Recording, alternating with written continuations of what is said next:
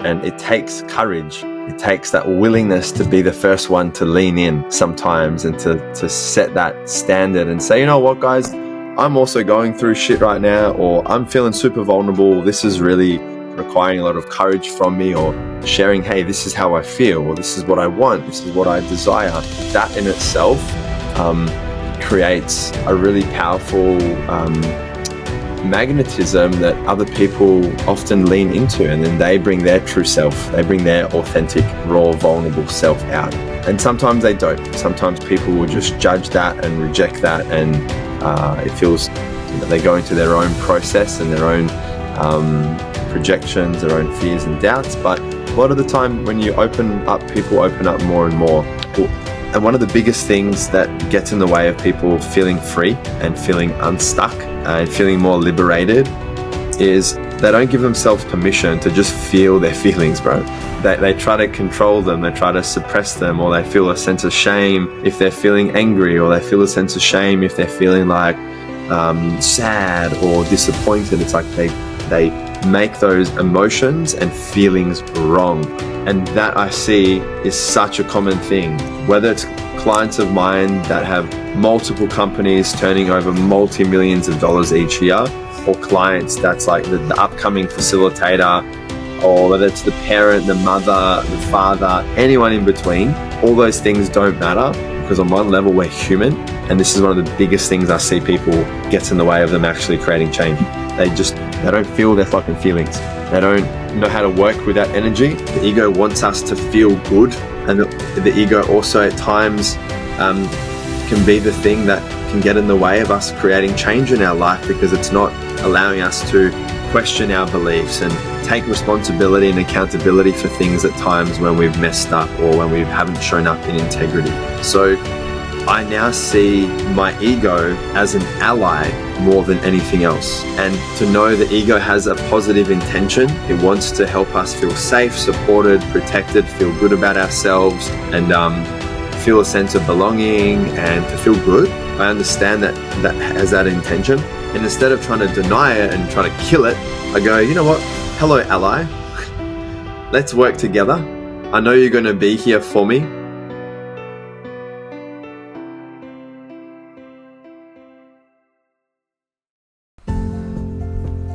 Welcome back, friends, and a huge hello to those joining us for the first time. I'm Callum Weir, your guide on the Plant Fuel podcast, and I could not be more excited to kick off 2025 with an episode that's all about you, your growth, your vision, and becoming the person you're destined to be. New Year's resolutions are everywhere right now, and let's be honest, most of them do not stick. That's why today's episode isn't about quick fixes or surface level goals. It's about tapping into something deeper, elevating your mind, mastering your routine, and setting the foundation for real, lasting transformation.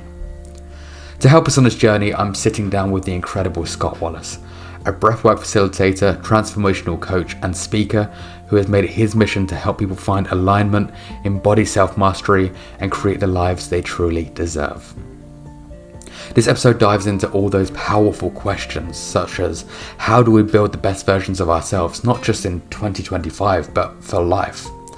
What role does breathwork play in unlocking clarity, focus, and presence? How can we create boundaries that empower us while still connecting with others? What's the secret to designing a vision that's uniquely right for you? And how we can use collective thinking and manifestation to help ourselves and others along the way. Scott is all about elevating your energy, stepping into alignment, and giving you the tools to start living intentionally. Whether you're at the very beginning of your journey or looking to level up, this episode has something for everyone. So let's open our minds and let's dive into this conversation.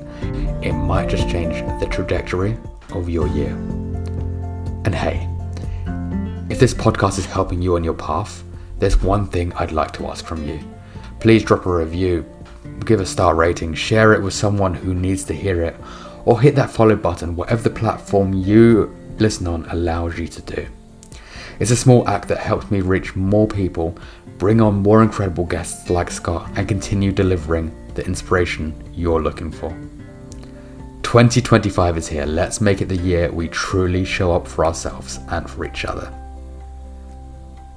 I'm your host, Callum Weir. Let's dive in. Peace and plants.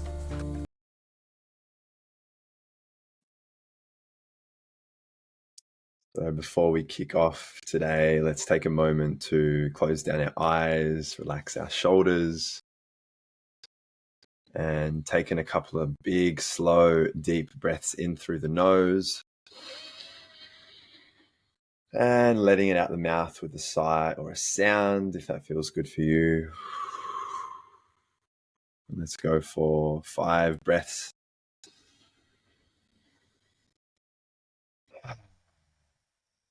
Three more in through the nose.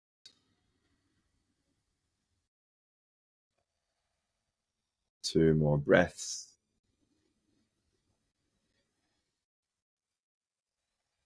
And on this last breath, taking a nice full deep breath in,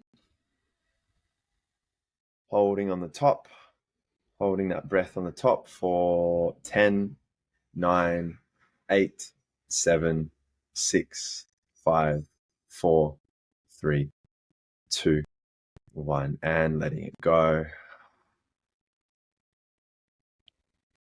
Bringing a little smile to the face and buckling up and getting ready for this episode, getting ready for this transmission and exploration, and opening your eyes when we're ready.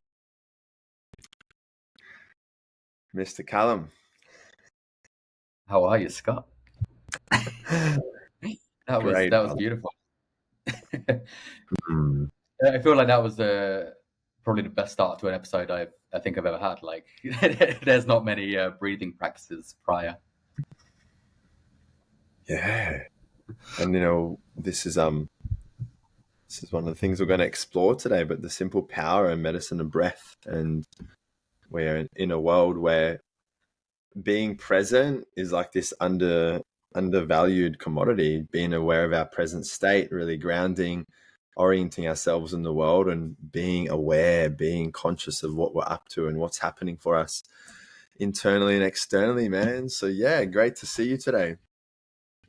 It's great to see you too. It's been a few weeks. I think I wanted to kind of start off as obviously it's the new year, and I think as we roll in to that new year, people will be looking at creating new habits. They'll be looking at creating new goals. And while I'm a firm believer that if you want to make change in yourself and the way you live and the way you show up and how you align with the person that you want to be, you should always take those steps when you have those thoughts. And they can be taken any time of the year, but that also shouldn't take away from the people here that have decided that the new year is a time for them to be looking at taking a mindset shift and a lifestyle shift, and they should be applauded that they acknowledge it, because in the grand scheme of things, there's not many people that actually acknowledge that they need to make a change. Sometimes it'd be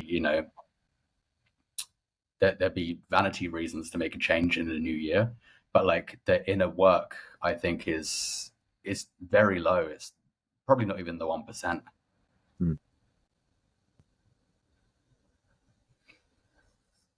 Which I'm kind of like, I think it takes work as well, because it's also not an overnight success story for most people. I think everybody thinks that inner peace is hopefully going to be overnight, and the fact that someone is looking to take those steps to become their higher self should be congratulated. Because let's say for instance, you want to start a business, or you want to find your greater self, or you want to meditate, or you want to start a podcast, or whatever blank, everything fits into that blank. Doing it even 3 times is closer to that goal than doing it 0. Closer than never starting it at all. Yeah, you've already touched on some interesting threads there, and this time of year over Christmas, New Year's, and this sort of the in between years times can bring up a lot for people. Firstly, people are spending more time with their family, getting triggered as fuck, and all that shit's coming up around relationships and family and childhood stuff, and navigating family dynamics. People are really looking at the year they've had and reflecting and going, well, what have I achieved? What have I accomplished? And some people come to the end of the year and they're looking at, they've been in the same cycles, they've been in the same patterns, and maybe they haven't achieved a level of success or change or growth throughout the year that they may have hoped for, or that they may have been really wanting to step into. And as we come into the new year, it's a great opportunity to really recalibrate, really realign, get clear on the change in our life we're wanting to create, and to start taking aligned action and consistent action in order to move towards that ideal reality and that different life that people are wanting to live. And a lack of consistency, a lack of focus, and having a lack of support and accountability really gets in the way, I think, for a lot of people and their journey. And you mentioned before, like maybe in your mind, 1% of people are on that path and really committed to that growth and inner work. And the reality is, we don't know. And in my field as a coach and facilitator, majority of my people are committed to this work, and this is the ecosystems that I'm a part of. So our reality is often created based off our beliefs and the perspectives that we have of the world and ourselves. Yeah, it's everybody's living in their own reality, so everybody's perception of reality is so different. So my perception of I feel like the majority of the world maybe aren't looking at trying to find themselves, where it could be more, but that's how I'm perceiving it. That's how I see it. Whereas from people that obviously, like you, do it as a job, you're seeing it a lot more because you're surrounded by it constantly. So you're living in that reality. Yeah. And our environment shapes us. We look at the conversations we have every day. We look at the spaces we're in, the energy we're consuming, whether that's our diet, whether that is music, whether that is different technology, the people we're around. All this energy that we're consuming influences us on a conscious and an unconscious level. And the environment is a really important thing to look at when we come to behavior change and creating change. And even a journey of healing, growth, and transformation, it's inevitable that we get to these stages where we really question where we are, who's around us, what conversations are we having, and to have the opportunity to create the opportunity to step into a higher version of ourselves, or a more aligned, or a more connected, or a more grounded version of ourselves, whatever people are after, really requires a shift in identity at times. And the environments we're in can play a big part and a big role in that change. It can either hold us back, or it can really supercharge us and move forward.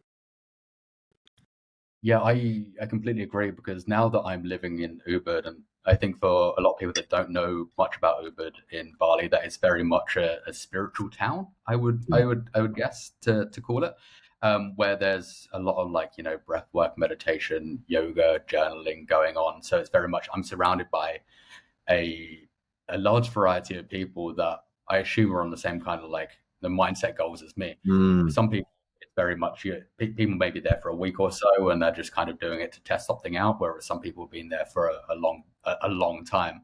So you're kind of getting a mixture of people. But I think as well, I think you mentioned earlier, obviously it depends where you are, because at the moment I'm very content with where I am and how I'm creating my outer world. Whereas I'm flying back to England on Saturday, and it's not the most energetic place. It's not there's a lot of toxic relationships in the past that I've whether that be friends, family, or arguments to do with various different issues that I feel can be quite triggering as well. And I have to then put myself in a mindset of going back into that and trying to develop the understanding that everybody doesn't see the world the same way. Everybody's very different, and everybody's got their own perspectives. And I shouldn't, get angry at the way that people have been treated in the past. But it's kind of allowing what I've learned over here to take that back with me, and just not get so, as you said, triggered by the things that are going to happen, or Christmas dinner, going to a family meal, realizing you're a vegan, and then having those angry, Triggers of living a vegan life. Yeah, I feel you, man. And a lot of my clients are wanting to have more fulfillment in all areas of life: business, health, well-being. Relationships is a really big one, and I find relationships, whether it's with lovers, partners, friends, family, it can be quite stretching and the source of so much growth in our life. And I'd assume a majority of the listeners are vegan or vegan curious, or curious about the plant-based lifestyle and the benefits of living plant-based.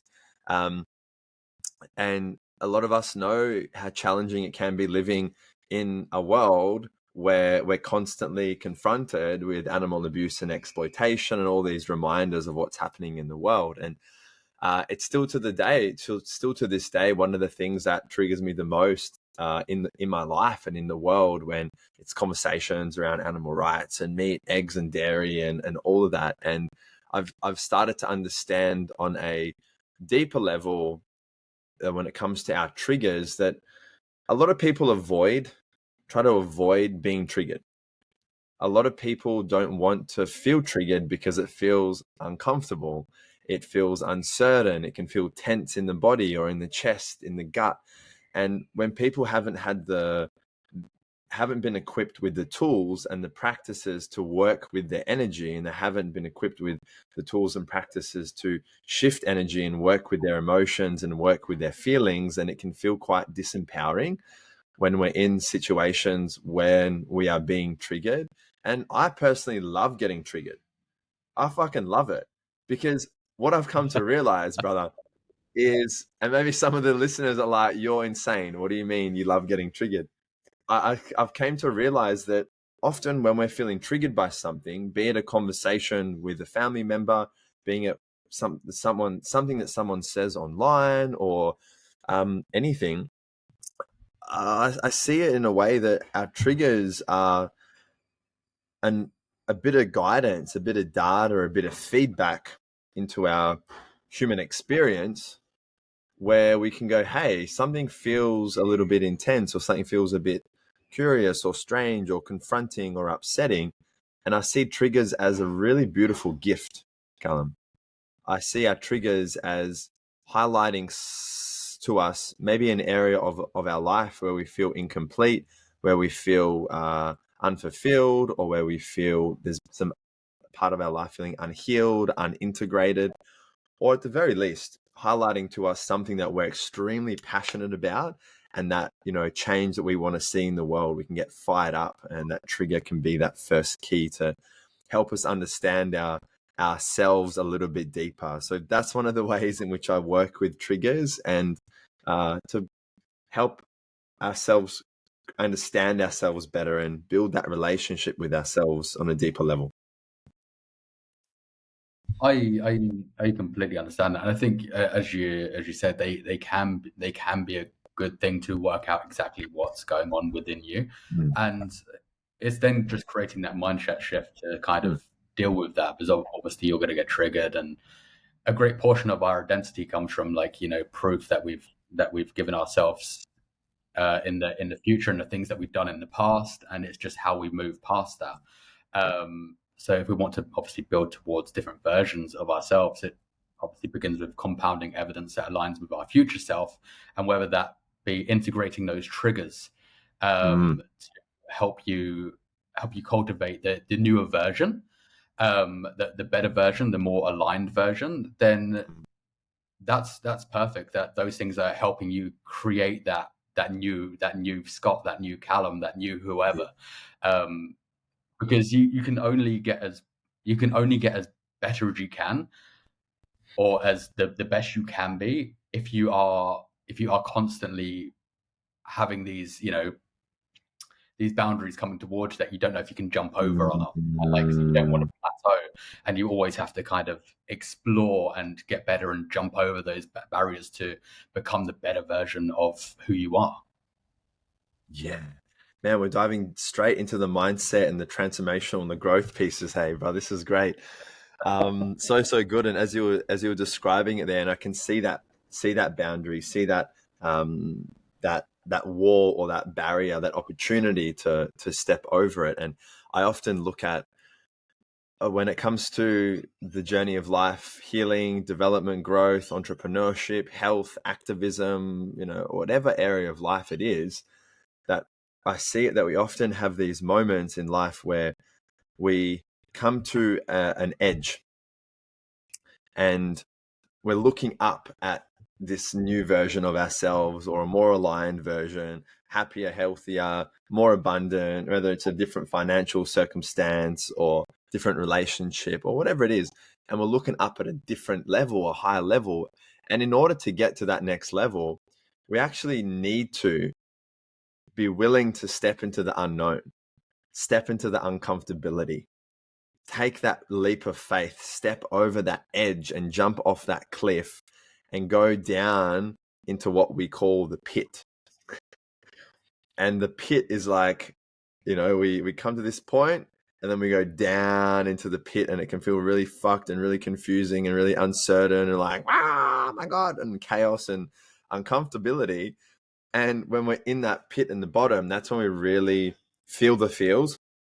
And it gives us an opportunity to start building a new foundation, learn some new skills, rewire our mind, create more alignment, and then rise out of that to a new level. And after many years of business, after my career and background in activism and campaigning and science, law, so many different areas, no matter what industry, no matter what area of life people are in, they're going to have these moments of and opportunities for growth, and these opportunities to surrender and to trust the process. And quite frankly, that scares the shit out of a lot of people. And that's one of the reasons why people don't create change in their life, because the fear and doubt gets in the way of them stepping forward. And I'm really passionate about encouraging people to take those leaps and to guide them and support them through that journey, and also to sometimes give people a big old kick off the edge, and knowing that that's the best thing for them. With that, I think it's, as you just said, it's very much mastering that kind of internal world of ours. Because obviously, a lot of us just get comfortable with how we are. A lot of us are just comfortable with the way we're living, and you do need that. You need to be pushed off the edge to kind of work out what you really need, and that could spend that. And there's different ways to formulate that as well. There's different routines that people can cultivate to create their own realities and see what's going on within them, and whether that be meditating or visualization or journaling or grounding, whatever it is. There's so many different ways that people can find out what's going on within them. There's a lot of people, until they dive into those practices, they don't know what's going on, because we're in a world where we're giving so much to everybody else and not enough to ourselves, that it's hard for people to formulate an understanding of some sort of self-discovery. And what a juicy journey that is. And this is, I feel, the path we're on as human beings. In my reality, spiritual beings, we have a spiritual essence, but we're having this human experience in this lifetime. And I believe that we have multiple lifetimes. I believe that our spiritual essence is always continuing. And when I was in my science degree and in my law degree, I saw things a little bit differently, but I've gone through so many paradigm shifts, and I've looked at myself and looked at my reality and questioned a lot. And I really believe and feel that now. And that comfort, the comfortable space that you were talking about, I refer to it as the comfy mattress. And some of us are on the comfy mattress. Maybe things are good in life, but are they excellent? Are they incredible? Are we living an inspired, motivated, tapped in, ideal reality, or are we just scraping by? Are people in a state of survival, or they're in a state of thrival and really thriving and going for it? And I know for you and the work you do, you're passionate about supporting people to live a healthy, fulfilled life. optimize their performance, optimize their nutrition, and really move away from helping people move away from being in the negative to being at least neutral and really elevating from that perspective. And in all areas of our lives, and no matter what type of clients I've worked with, I've seen that we as humans find a level of safety when we're on the comfy mattress. And it's like, yeah, things are good. They're okay. They're not too fucked and they're not too incredible. And that's a really dangerous zone to be in, because what happens is when things are okay, and maybe we've got, got a job, we've got a partner, or the family is okay, and like things are consistent, then the motivation and the fuel to tap into the next level can often be a bit harder to access because things are good. When things are really challenging and it's like there's a level of necessity or a level of desperation, that can actually be really powerful for people to create change, because there's like, I've got to do this, I've got to change this. And no matter where people are at in their journey, we all find a level of safety in what's comfortable and what's familiar. And we have an opportunity to step into our comfort zone and to step out of our comfort zone into the growth zone, into the stretch zone, and go for it. And that's where we grow. That's where we create change and really meet ourselves on a whole deeper level. I do feel like a lot of people, they have to go through a hard time in life or like some kind of trauma or something like that to actually dive into finding themselves. I find people that are just on a plateaued level of just not and just kind of living their life day to day normally don't seem to have that kind of justification to try and change anything. It's only when something bad happens or their life goes downhill for a bit, or they're trying to, or they've just gotten out of a relationship or something, or they've been made homeless, whatever it is. They've gone through some kind of traumatic, hard experience, and that's when it normally comes to them that they do need to try and make a shift. And that's when this is what I've seen a lot in, especially Uber as well. A lot of the people that have been here and have been here quite a long time. I'm not really on about people that are here for a week and, kind of using it just as a kind of getaway. The people that have been doing this for long periods of time, they've all gone through the same kind of experience, which was something traumatic, something that their life was being broken down after they kind of fell off that comfy mattress, as you'd put it. Like that something had to have happened, and then they've been like, oh, I need to dive into something. This is like, nothing's going to be the same again. I feel ya.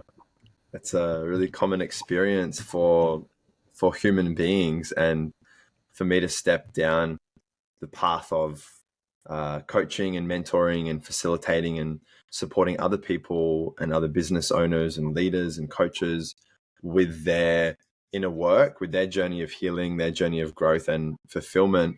There's been, some really important turning points along my journey that have been those line in the sand moments where it's like this is it. Like, I'm either going to stay in a fucked up situation and where my life is at risk, or I'm either going to, my health and well-being is really going to be compromised, or my finances are not going to change, and I'm going to be stuck in these loops unless I really pull my head out and actually make a commitment to change. And when it comes to creating change and finding that fuel and motivation, Callum, there's two main sources of fuel and motivation for people. And people are either motivated by pain to create change, or they're motivated by pleasure to create change. And it's like, sometimes we're motivated in terms of a way from energy. So we're motivated to do something to avoid pain, motivated to do something to like not have that pain and not experience that pain. Sometimes we're also motivated towards certain things, and it can be towards pleasure and towards more joy, more whatever it is. And when people understand they have different sources of motivation and fuel, then we can start looking at what's not aligned in our life, what doesn't seem to be going well, what does feel aligned, where am I thriving, where am I not, and to start getting clear on that and then taking aligned action to create change. So we can ask ourselves, is it pain that's motivating us to create change, or are we motivated towards pleasure? And I learned many years ago, and I continue to learn this lesson. Bugger, guess what? It keeps showing up. It's one of my life lessons, is often until the pain is too much and that uncomfortable, and until people actually realize the situations they're in and they actually confront their reality and they can tap in and to feel the emotions and feel the feelings of their reality, until that gets high enough or painful enough, a lot of people won't change until it actually shit really hits the fan. And that is one way of going about creating change, but it's a really common one where it's only until things are really bad that people decide to actually do something. And I'm here to invite myself, my clients, and humanity into, why not, instead of waiting for that, what if you chose to change instead of being forced to change? I had the very same experience as you just described. Of I had to go through a lot of pain and a lot of crisis to kind of make that shift. Because at first I would have said that I was always very curious and always tried to meditate and make these lifestyle changes, but they never I did it for a week and then I'd jump off the wagon, and then went and had a crisis. And from that I then went and moved to Peru, and this is when I had two different I'd say awakenings more than anything. So the first one was I went and did ayahuasca in Peru, as a lot of people do, and the second time was this is when I met you and did a breathwork session at a vegan camp out. So both of those were as a collective, helping the mindset shift, because I did the ayahuasca, and it's you realize that there's things you can be doing, there's things that may be happening in your life that you just can't change, so you need to just deal with the fact that that's happening, but the only thing is you can move forward from that. And obviously from that I went away, moved to Australia, as every English person does when they're having a crisis. And carried on. Create a new life. Down under. I then it literally was. I was like, beaches, hot weather, it's going to be fine. Beaches, bikinis, beers. And then so I was there creating my own life, but not much had really changed from there, because although I had that experience, I didn't know how to formulate how I'm going to get better. However, I was doing those, I was then starting to journal and meditate and visualize, and then went to vegan camp out, and then you were doing a breathwork session. And I think I told you last time, this is when we met, I think it was 2 years ago, and did the breathwork class, and there were so many people there, and it seemed like there was a giant shift in how many people viewed themselves. And they're all looking to try something new, something that might be able to help them. And I had done a few breathwork sessions in the past prior to this, but when I laid down with that one, I think as a collective, the hundreds of people surrounding you, surrounding us, there was definitely a collective shift of what people were feeling, because then you had people crying, there were people screaming, there was people on a variety of different journeys in that kind of humanistic experience. And myself, I think, as I told you last time, I had to question my own existence and reality, and had to go away and then evaluate my own existence again. Common side effect when people work with me.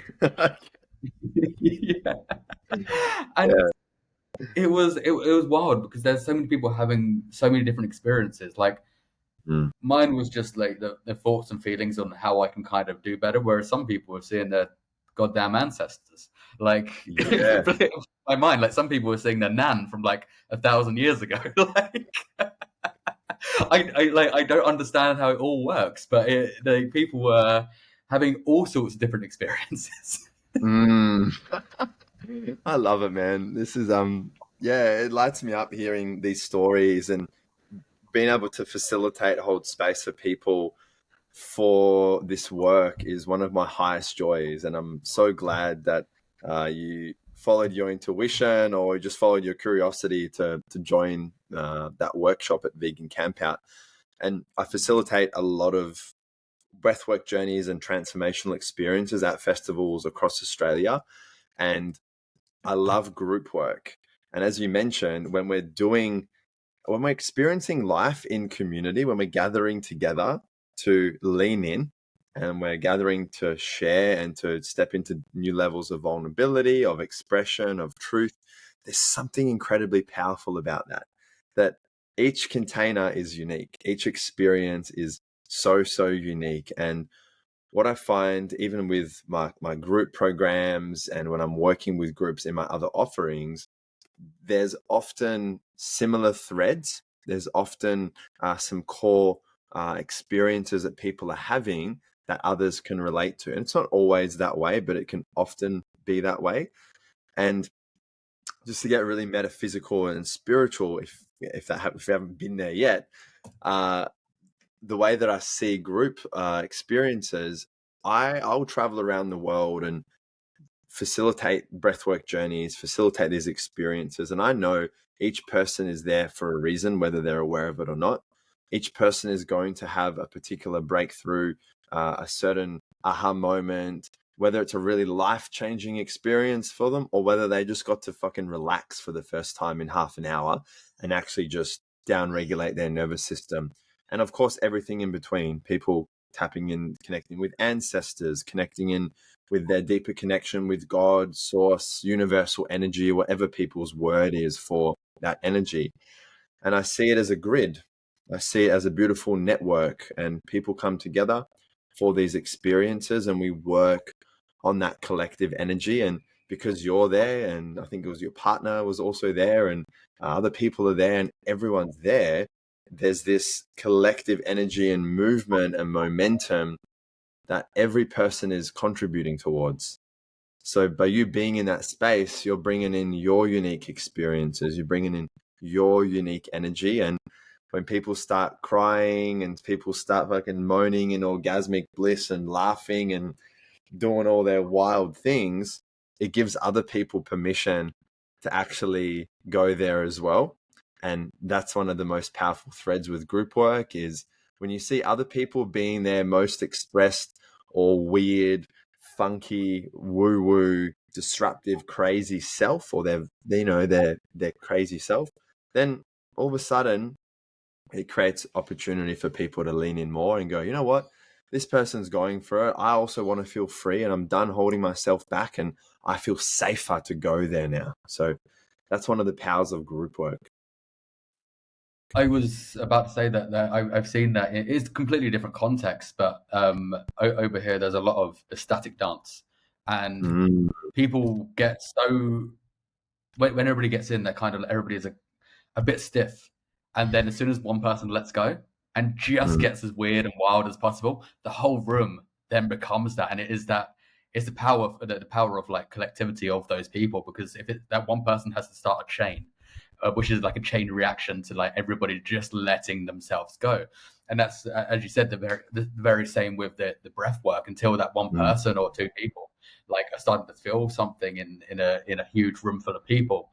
They then, everybody else then has the power to like relax and just kind of just go with it. And you see that in so many different scenarios as well. And especially when it comes to like spiritual practices, people are afraid until they realize that everybody in that room is on that same journey and wants to be doing the same thing. It's just having to relax. I feel you, man.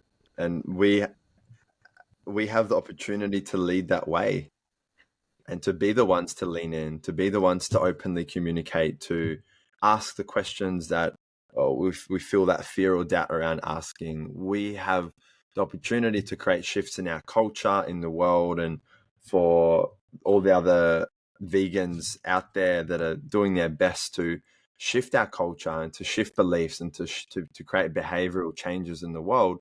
It's not always comfortable. It's not always a easy thing to do when we're so passionate and so dedicated and committed to seeing change in the world. And each and every one of us, through how we show up every day, in our relationships, in business, with our family, we can be that change. And it takes courage. It takes that willingness to be the first one to lean in sometimes and to set that standard and say, you know what, guys, I'm also going through shit right now, or I'm feeling super vulnerable. This is really requiring a lot of courage from me, or sharing, hey, this is how I feel, or this is what I want, this is what I desire.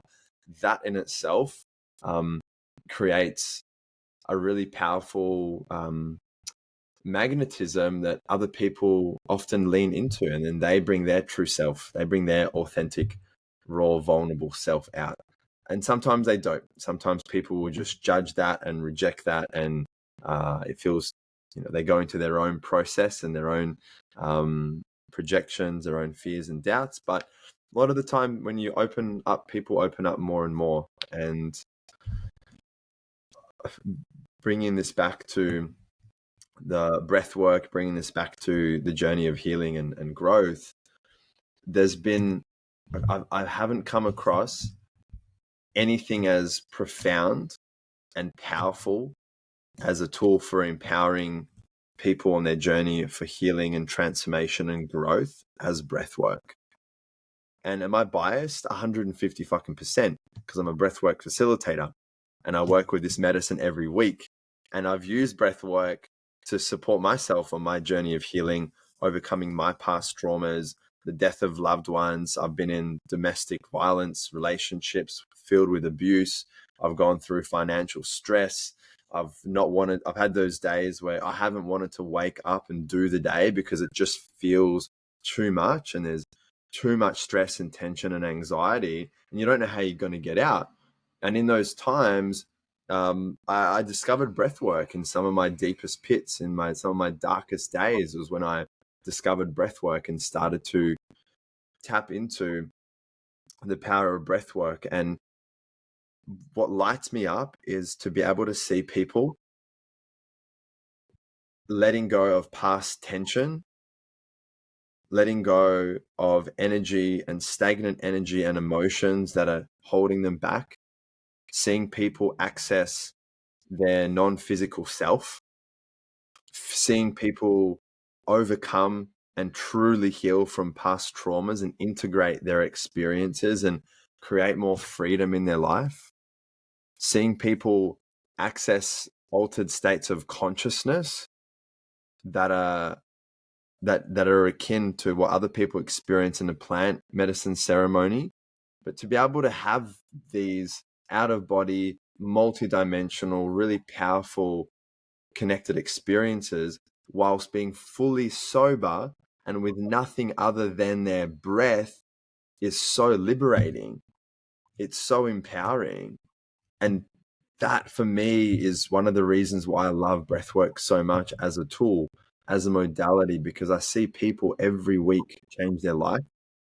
And this is a big part of my work, to share the power of breath for supporting humans to live a more empowered, free life and go out there and change the world in the way that they are here to do that. I think that segues us perfectly into, because we dived straight into the deep and juicy stuff. However, we actually haven't given you even an introduction yet. We can do one at the start, add a little video, a little clip in or something. But yeah, we're here, man. We can delve into it now. Yeah, we do things differently. So for those who don't know you or aren't too sure who Scott Wallace is or what Scott Wallace is about, who is Scott Wallace? Scott Wallace, welcoming Scott Wallace to the stage. So I am a human being, like most of you listening. I I grew up in Perth over in Australia on the west coast, moved to the east coast of Australia, and grew up with a really big passion for nature and the environment. Very curious young man, spending time out in the ocean and out in the forest. And I ended up stepping into studying a science degree. It was the first line of study that I went into, and studied environmental science, studied ecology, and just wanted to understand how nature worked, and wanted to better protect nature, and went deep into conservation, sustainability. So that was my main first section of my career as a ecologist, biologist, and conservationist. And I really committed many years to that field of study and that field of work. But after I finished my study, I finished my honors, I came across this interesting documentary called Cowspiracy. And I watched Cowspiracy and I was like, what the actual fuck is going on in the world? That Shifted, documentary. bro. I I was like, diehard environmentalist, eating the sustainable seafood, eating the grass-fed, the ethical RSPCA fucking bullshit chickens, and all of that, thinking I was doing the best for the environment that I possibly could, and I was being the most ethical, moral human. And then I watched Cowspiracy, and it just shifted my paradigm. I go, well, I'm contributing to, through my diet and my consumption habits, I'm contributing to the single most destructive industry on the face of this planet. And I can confidently say that as an environmental scientist, the single most destructive industry. And a lot of the viewers know the animal rights violations, the loss of life, the water use, the greenhouse gas emissions. It's extensive, it's very destructive, inefficient industry. And when I discovered that information and watched this movie, that's when I decided to start shifting my diet. That's when I decided to go vegan and made that commitment to learning about the vegan philosophy and lifestyle. So 2015 was the year that I made the decision to live in alignment with the vegan values that are already within me, because I'm a human being of kindness and respect and compassion and all of that. So 2015 was the first transition, the first shift into more activism, more advocacy, and speaking on more stages, and just really wanting to. I was frustrated, I was angry, I was infuriated, and I was passionate about educating people. And I was hoping that when I share this information, that will just change everything they do, and then the world's going to be a better place. But it doesn't quite work like that. Yeah, we all find out the hard way on that one. Yeah.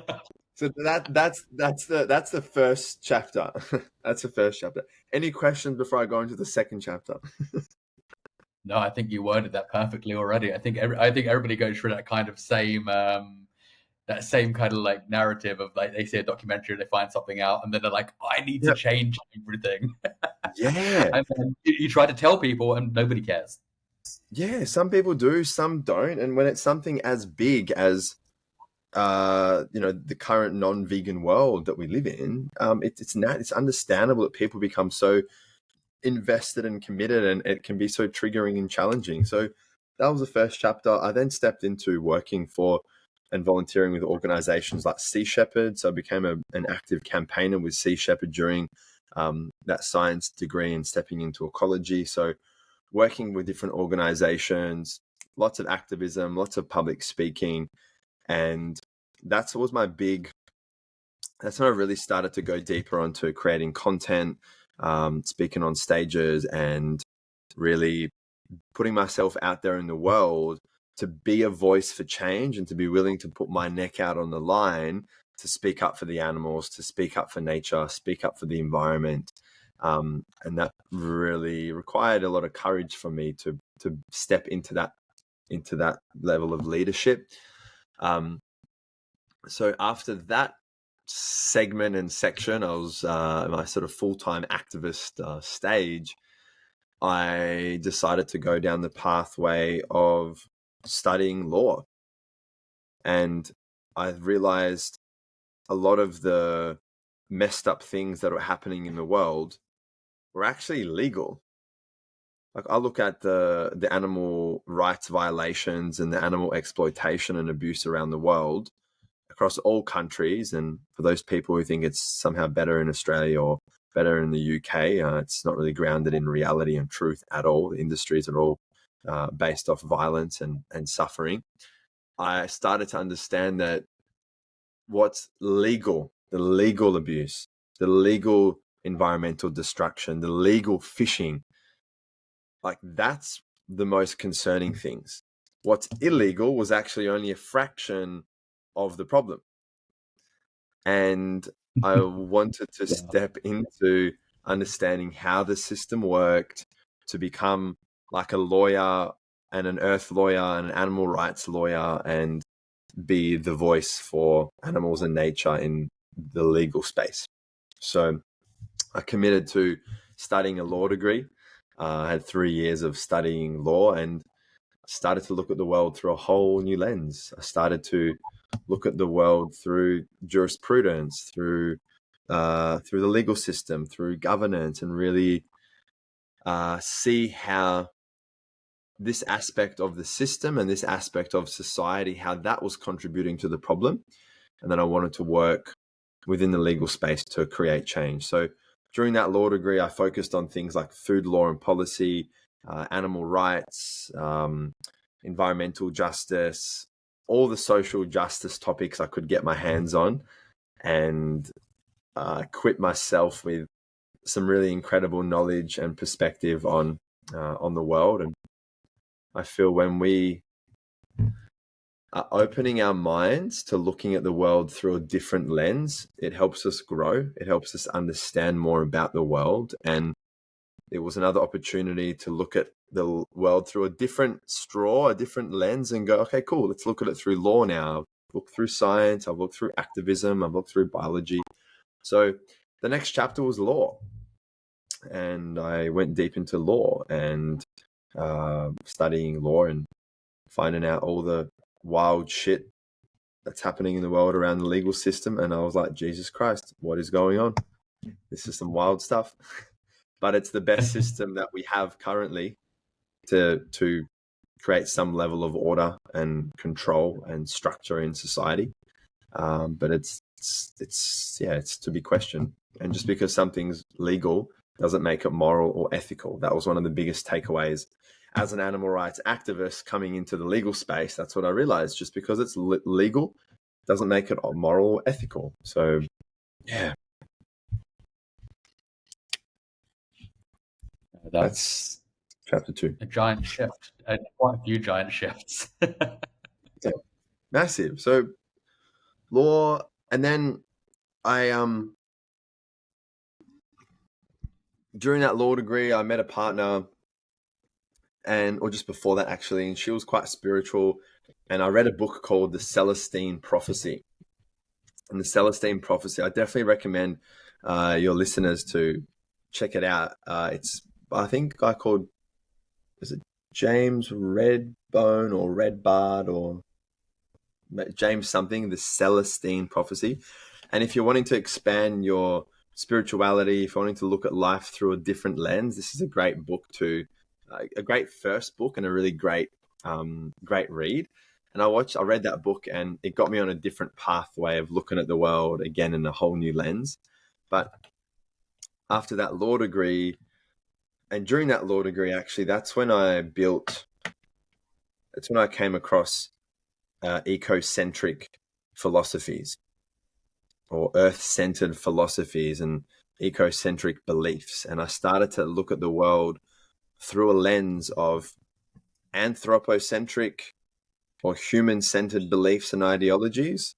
And I could now see there was a whole other way of looking at the world and relating with nature and animals, which was earth-centered, which was ecocentric.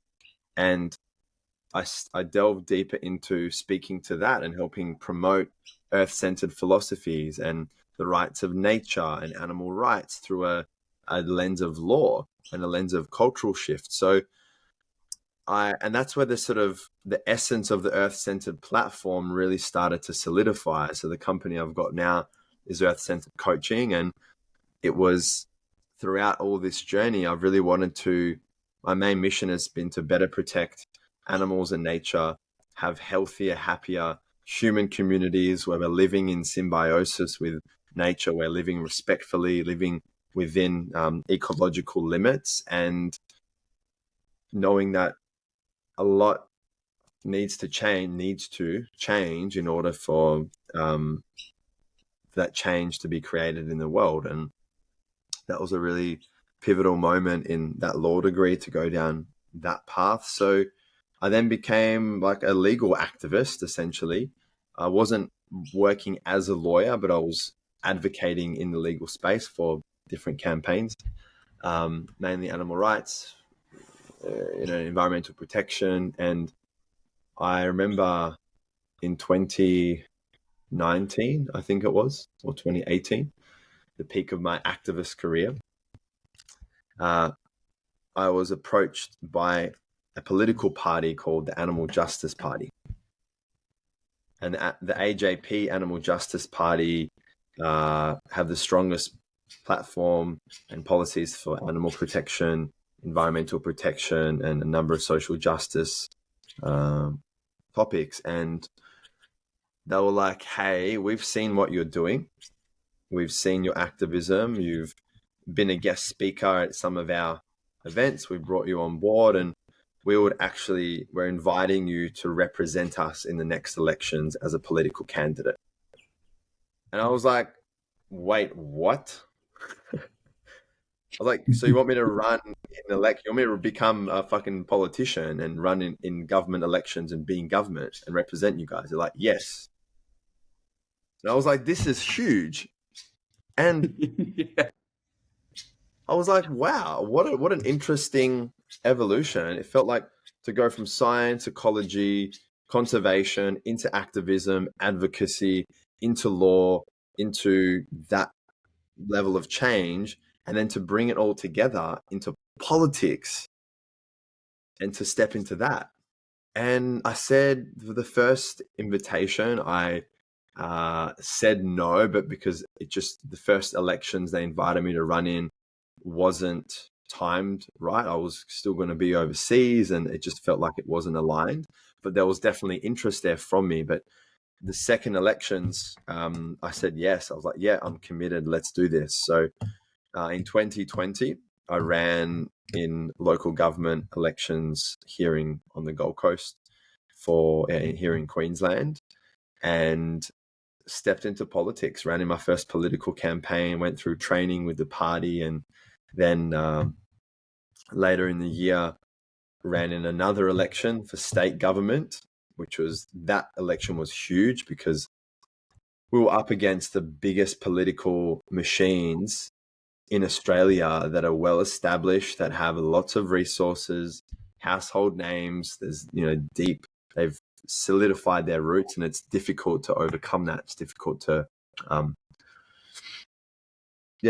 beat that, to challenge that, and to work with that. So 2020, I stepped into politics and ran in elections, and that was a whole new level of leadership, a whole new level of courage, of speaking my truth. It was challenging, it was confronting, it was fun, it was expansive, and I was willing to be out there to be a voice for animals and nature and put our beliefs, to creating a vegan world, even 1% more. If it meant less animals would suffer or more people shifted their diet and there was less environmental destruction, cool. That's epic. That's a win. I don't think we're going to have a full vegan world based off universal laws. There's always a polarity that exists. There's always the opposites that exist in the world, and can't really go against that, but we can influence that ratio. So that was the next chapter, Callum, where I stepped into politics and really put myself out there to represent the party, and that was a wild year. That's such a diverse lineup already, and you haven't even got to how you became like a breathwork facilitator. We've gone into like law, politics, like activism, and wait, how old are you? 40,000 years old. At Yeah, no, it feels like for you've had such an expanse, least that, I like reckon. diverse lineup of. Mm, yeah. In human years, bro, I'm 32, and I have lived a pretty rich, full life, and it's the way that I've done things for as long as I can remember. I've been just investing in myself, willing to say yes, traveling, exploring, and taking those opportunities that life has had by the horns in a vegan way, of course, and just going for it. Um, 2020 was the big shift. 2020 was a big shift where that was the end of a relationship which started off as the most soul aligned, epic, beautiful relationship. We were together a long time, but that relationship became extremely abusive. There was a lot of abusive behaviors and actions in there, and it was filled with domestic violence. There's no other way to put it. And I played my role in that. All these experiences are co-created. It's never just one person's responsibility.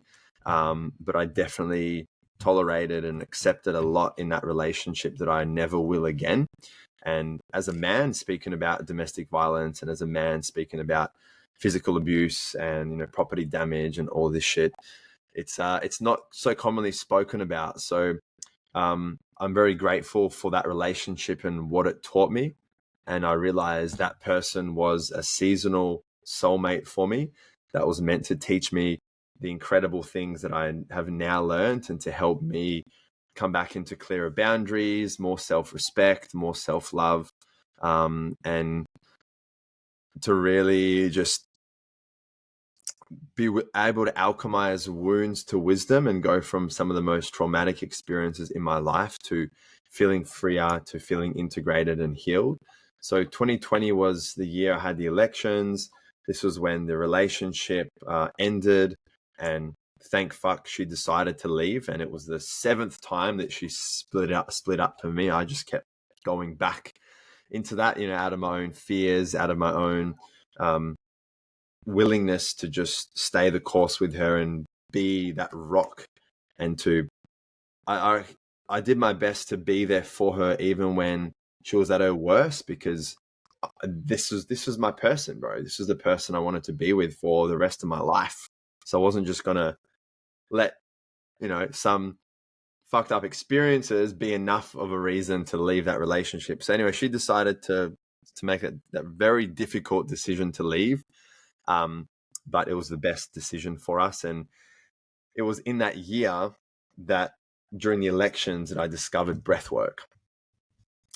So it was during the elections, I watched a video on Instagram of a guy called Lucas Mack from what is now Awaken Breathwork.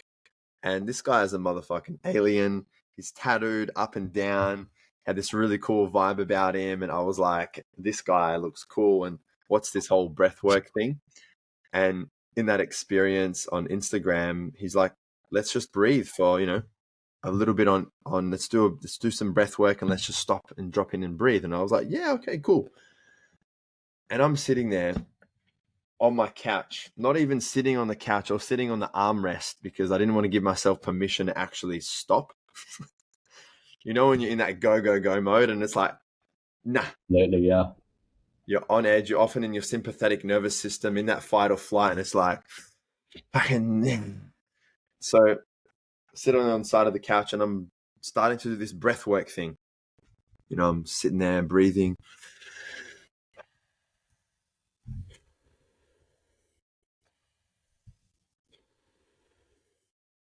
And like 5 breaths in, all of a sudden, I feel this energy within me start to surface.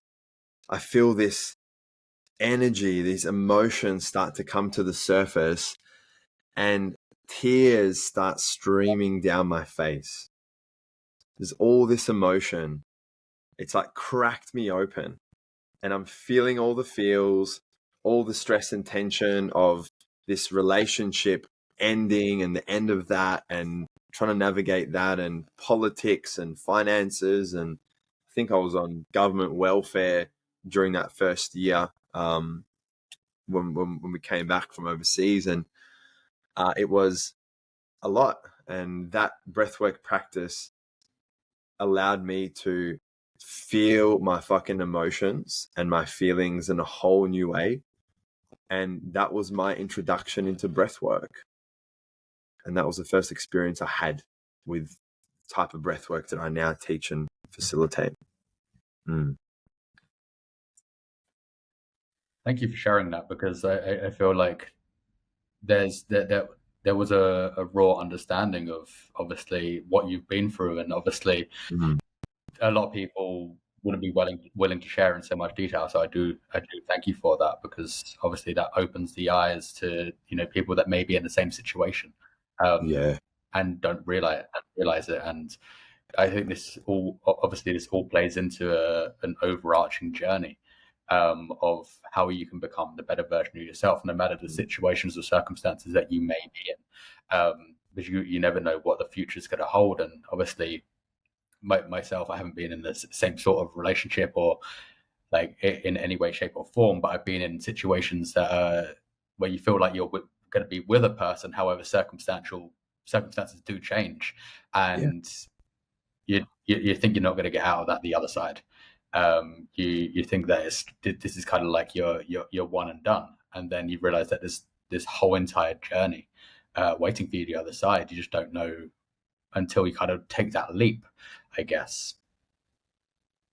Yeah, brother. And some of these parts of my journey are I think important for context in terms of me sharing how I've got to where I am now, and some of the catalysts along the way that have led to me working now as a transformational coach, as a breathwork facilitator, as a speaker, and supporting others with their development and their growth. And I'll chat about that soon. And we've all had experiences in our life that have been disruptive, that have been challenging, heart-wrenching.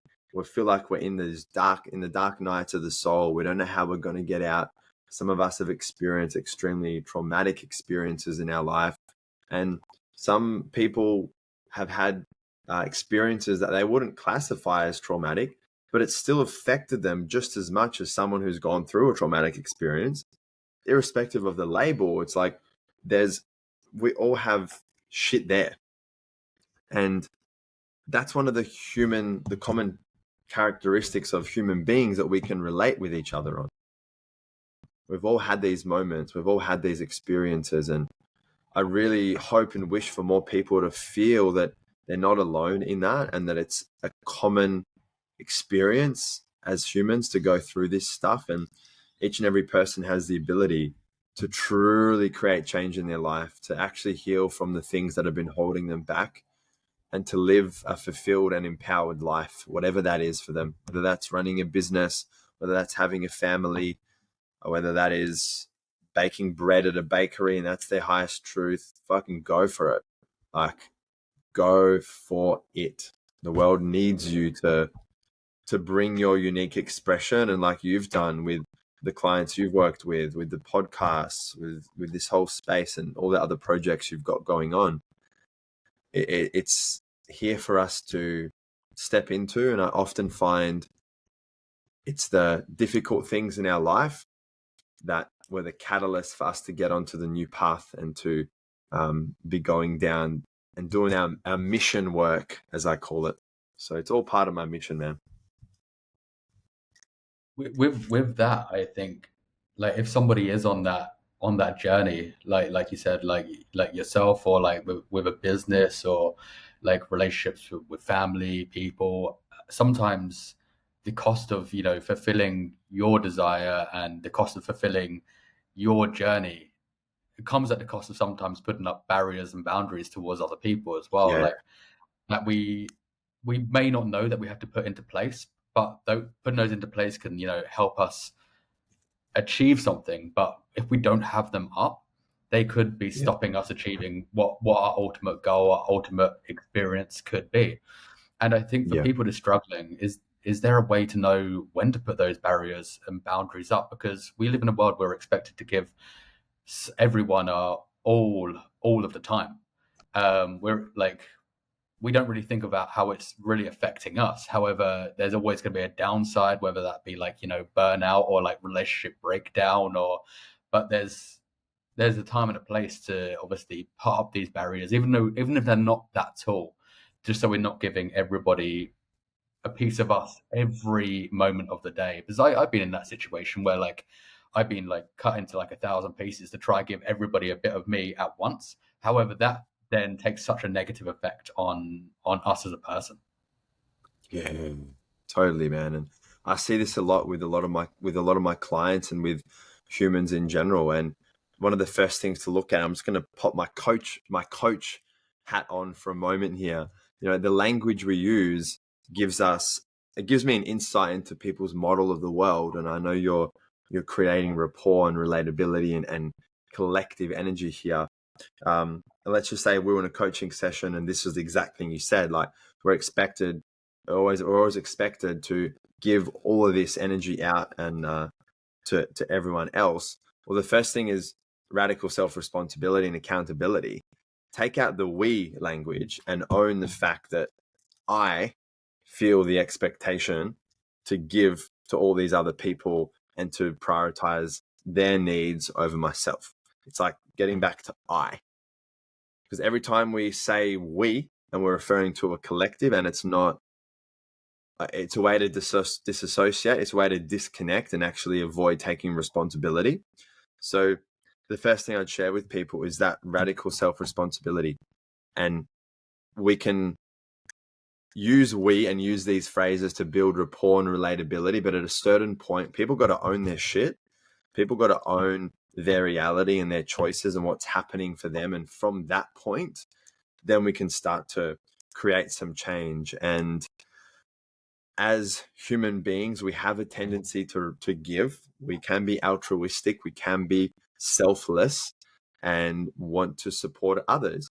And on the flip side, we also have the capacity to be selfish, to be exploitative, to not give a fuck about others and to not prioritize other people's needs and very much be self-serving. These are all traits and characteristics of us as human beings.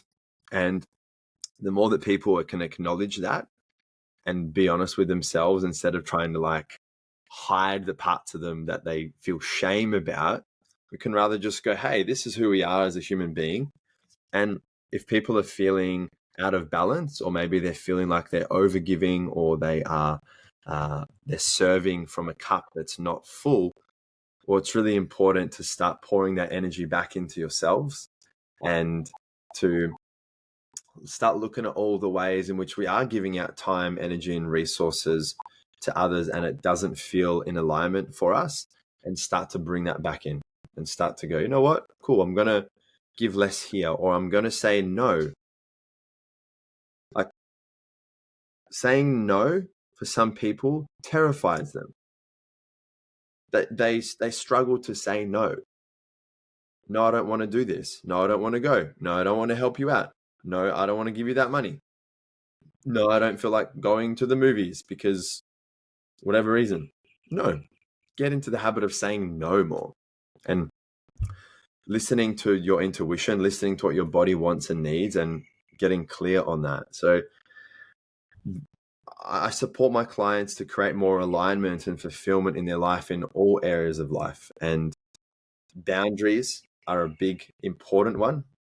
And it's something that I think I've seen people struggle with, and I have found it challenging at times. And one of the ways I like to look at boundaries is, I think some people have the idea that a boundary is more of a wall meant to keep people out and away. Whereas the way I see boundaries is more about, what do I need as an individual to feel safe? What do I need as an individual in terms of how people are relating or treating me, or what am I going to allow in that's going to help me feel the way I want to feel and to help me fill up my cup and what is most in alignment with my truth. And this doesn't mean that someone is wrong for wanting to do something, but we're bringing that back into the sense of independence and saying, look, the boundary is here that, let's say for a client situation, for example, we go, look, you called me at midnight the other week to ask me how my day was. Not that this has happened, but as an example. And, it was that crossed a boundary for me because I don't want to be called at midnight. And it's not something that was urgent. And even if it was, like, am I the best person to be, for you to contact at that time? Let's just say it was something that wasn't like an emergency, but they're just like, yeah, I want to fucking talk to Scotty and it's midnight. Well, there's an opportunity to set that boundary and say, look, I don't want to be called at midnight. And we have an arrangement and this is how we're going to communicate. And I want to make sure that you feel supported and that, I'm available. But during these times, I'm not available. Great. We're creating a boundary. We're not making the person wrong. We're not saying you're a shit cunt. No, we're just saying, hey, this is what I want and need to feel safe and to ask for that.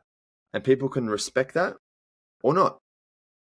Some people might not like the boundary that we create. And that's okay.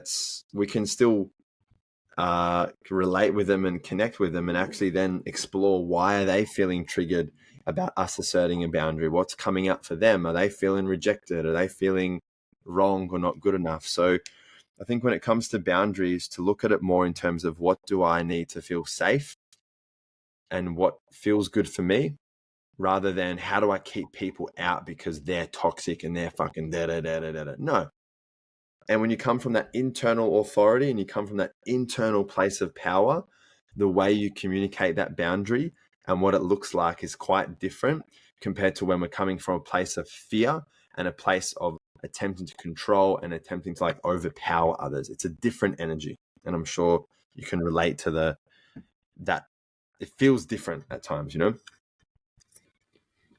Absolutely. And I think as well, the power of also saying no as well was quite freeing. I've only recently really learned how to kind of say no to people. Normally I was very much of a yes man, but it gives you this sense of kind of freedom when you have the opportunities to say no. There's been times where I've had opportunities come up and yes, they align with what I do, or someone's asked me to do something and yes, it's what I want to be doing, but is it taking away from what I'm meant to be doing at that time? Align with that timeline that I'm in at that moment. And although I don't want to turn it down, it's having to turn it down no matter there's always going to be a silver lining with that one. There's always going to be a bad with the good. Yeah, I don't get to get involved in this project. However, later on down the line, it might have worked out in a totally different way, or I could have been involved in that project, for instance, and then what I was meant to be doing just doesn't get done. So it is that kind of freedom of being able to say no and have those boundaries towards certain aspects of your life. And sometimes it doesn't always sound that productive, especially when it comes to spending time with friends and family, and that can drain your energy or bring you down because you're giving that time. But I then get to choose if I want to spend a lot of time with that person or only a small amount of time with that person by having the opportunity to say no. That gives you the freedom to, I want to spend time with you because you are my friend. However, there is you can feel drained. So, hey, I'm going to maybe an hour or two. Great. But I'm not going to spend a whole weekend as you much wanted, because that's not going to agree with my situation that I'm in. It's not going to help the situation I'm in. And I've got things that I need to be doing, and I need to place my time and my timeline in the relevant restrictions that I have. Great way to put it, man. Great way to put it. And with that thread around friendships, for example, and just general relating, I feel a lot of people are getting drained and exhausted and feeling like the energy is depleted because they're not living in alignment with who the fuck they actually are. They're not communicating in a true, authentic way. They're not saying no. They're not saying yes. They're not, their nervous system can be dysregulated. They're not feeling safe. They're feeling like they need an eggshell and, just tread around things lightly, and they're living on edge and living in fear. That is going to drain your energy like no tomorrow. And when people are not living their life and they're not living their life, their best life, and there's things that are not fulfilling, that also drains energy. So there's all these ways in which energy can be leaked. And I've had clients that with their family, for example, they can feel really triggered, really upset, and really drained and exhausted. And then even after a couple sessions of coaching with me and delving deeper into breath work, they're so much more regulated, approaching conversations with their family, feel more confident, feel more clear, feel more convicted in showing up as they are. And they're much more equipped and better equipped to handle those situations. So our energy is our responsibility, and what we do with that. And I find when we're not living in alignment and we're spending time with someone, great, we're probably going to drain a lot of energy. If we're spending a lot of time with someone not living in alignment, then it's going to drain a lot more. And when we spend a lot of time with those same people, but we're in alignment, it's going to feel different. It's going to feel, it gives us energy. We're going to get energy from that experience because it's like this. We're just fucking vibing, we're exploring, we're sharing. It's like, so everyone has the opportunity to create a reality like that and live life from that way, from that place. I feel. I think it's then learning to respect yourself and your body and your mind and acknowledge how you're feeling at that time. There is a point when people, when they haven't really aligned themselves, or they don't know exactly how they're feeling, so they're just kind of throwing whatever situation, they're throwing themselves into whatever situation without realizing that this probably isn't the best for them.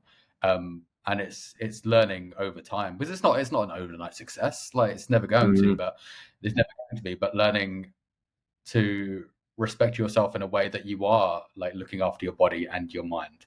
Like, it's one of those things where we're not taught that from a young age that we need to look after ourselves as number one.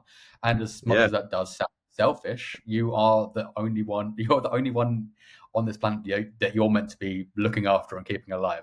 Obviously a bit different if you have a child.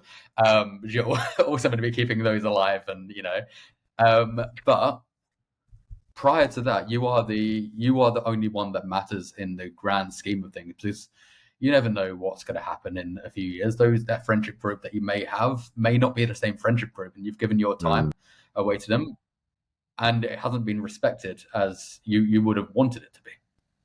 Yeah, dude, this is so juicy, and I want to speak onto that selfish piece.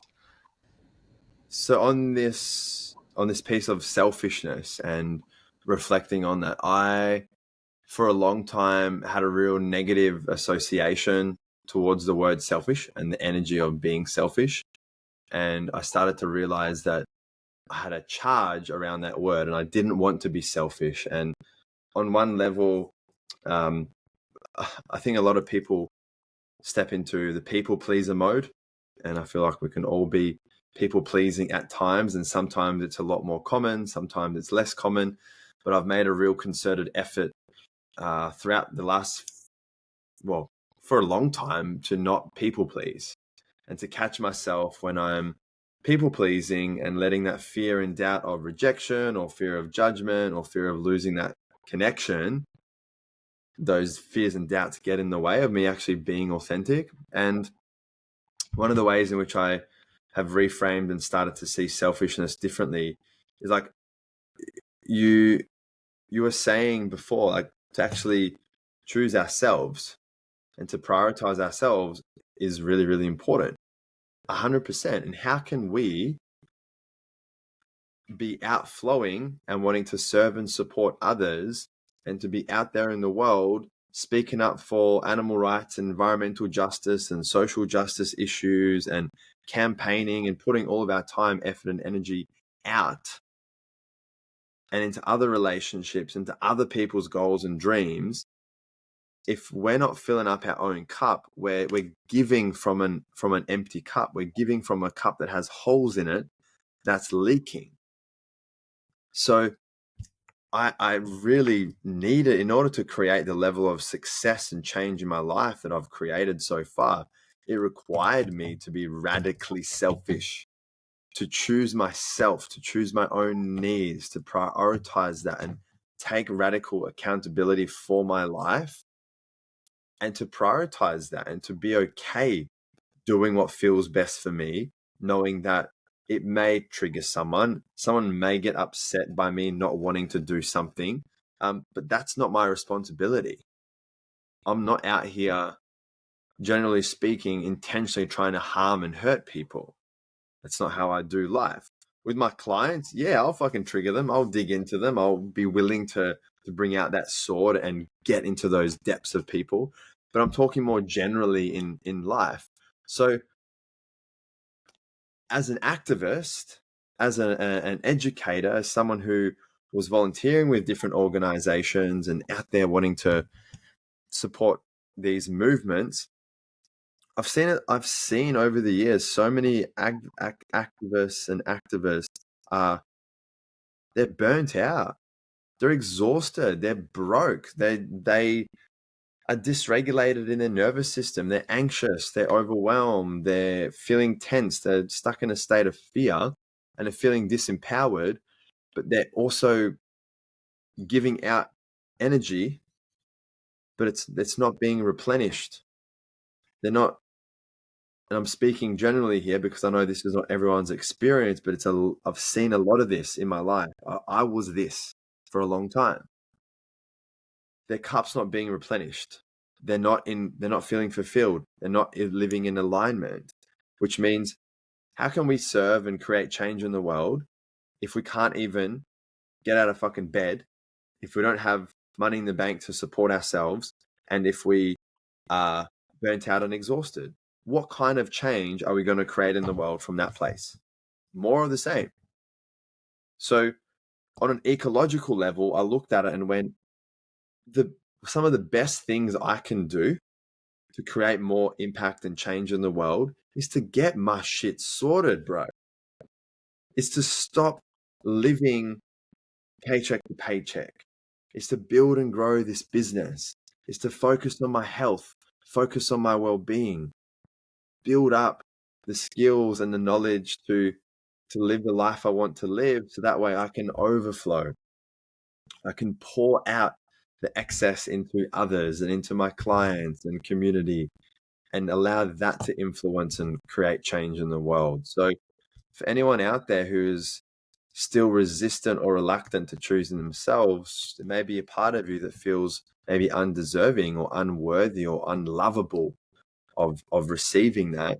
And it may be the biggest thing getting in the way of you actually creating change in your life. And once you open yourself up to filling up your own cup and continuing to fill up your own cup, then the impact and change you're going to have in the world is going to be much bigger, much deeper, much wider because you're sorted. So there's this beautiful saying that I heard a couple of years ago, and it was in context to a relationship. And there's two people, and one of them says to the other, "Choose you for me.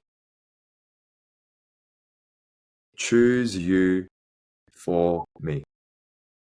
And that just hit me. It's like, hey, you do you. You choose you. You be so committed to yourself and your self-love and your boundaries and your health and your well-being and what you need, and do that. And I'll also do the same. And in that way, we can relate. In that way, we can come together. And I'd love to see more people living life in that way.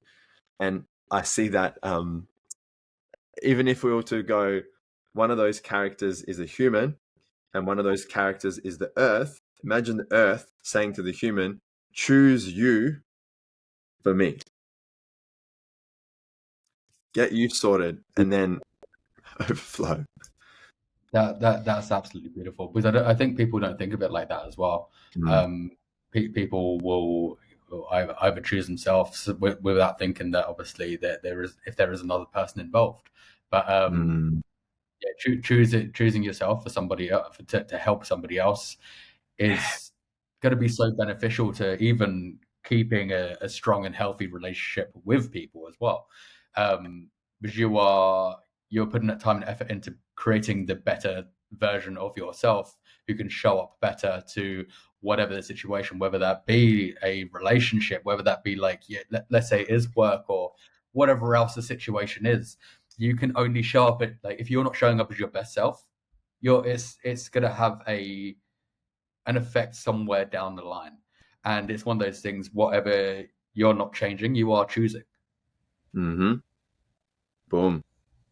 100%, bro. I agree wholeheartedly with that. And our ability to serve and support others is going to be dependent on ability to serve and support ourselves first and foremost. Like, you're going to be on a plane soon, and I don't think there'll be any emergencies. But let's talk about planes, all right? When there is an emergency and the oxygen mask drops down, what's the instructions they tell people? Yeah, it's help yourself first and then help whoever else after. Yeah, because if the adult doesn't put on their mask and they don't choose themselves first and give themselves oxygen, what's going to happen to their child next to them when the adult's passed out from a lack of oxygen and didn't put their mask on first? Yeah, Like, it, yeah, there's consequences to it. 100%. 100%. So put on your fucking oxygen mask first. Breathe deeply. Breathe fully.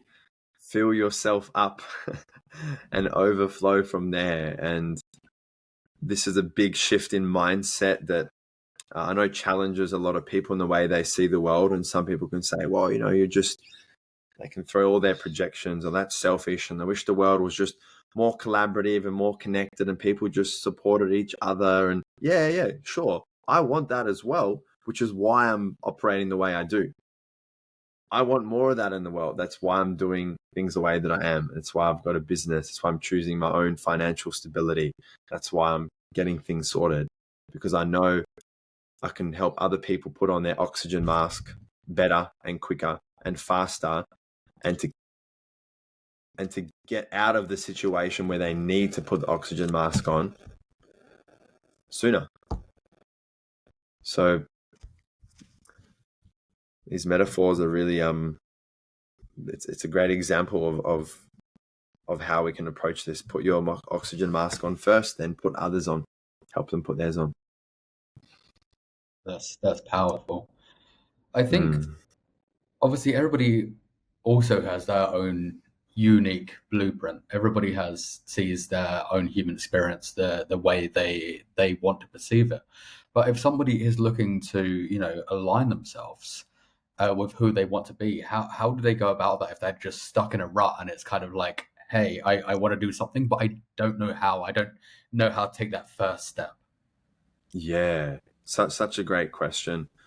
Um, One of the things I see with my clients when they're experiencing that exact experience, I've got a couple of resources that I guide my clients through to help them unpack and just essentially map out all the areas of life, and to take stock and look at things and go, cool, okay, how are things in this area of life? And there's 8 main areas of life. We look at our emotions, our physical health, spirituality, relationships, sexuality, business or work, finances, and I think maybe there's one more.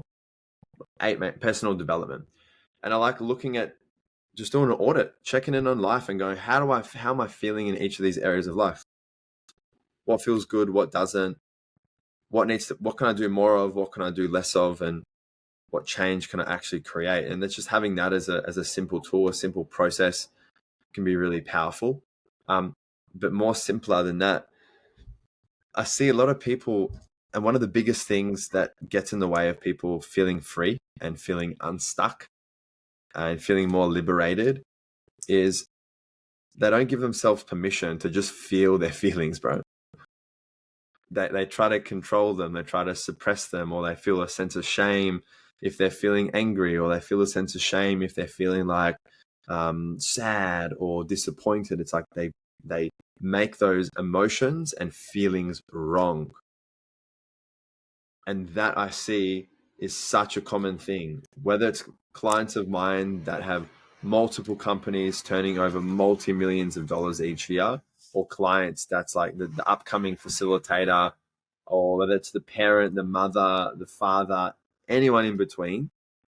All those things don't matter, because on one level we're human, and this is one of the biggest things I see people gets in the way of them actually creating change.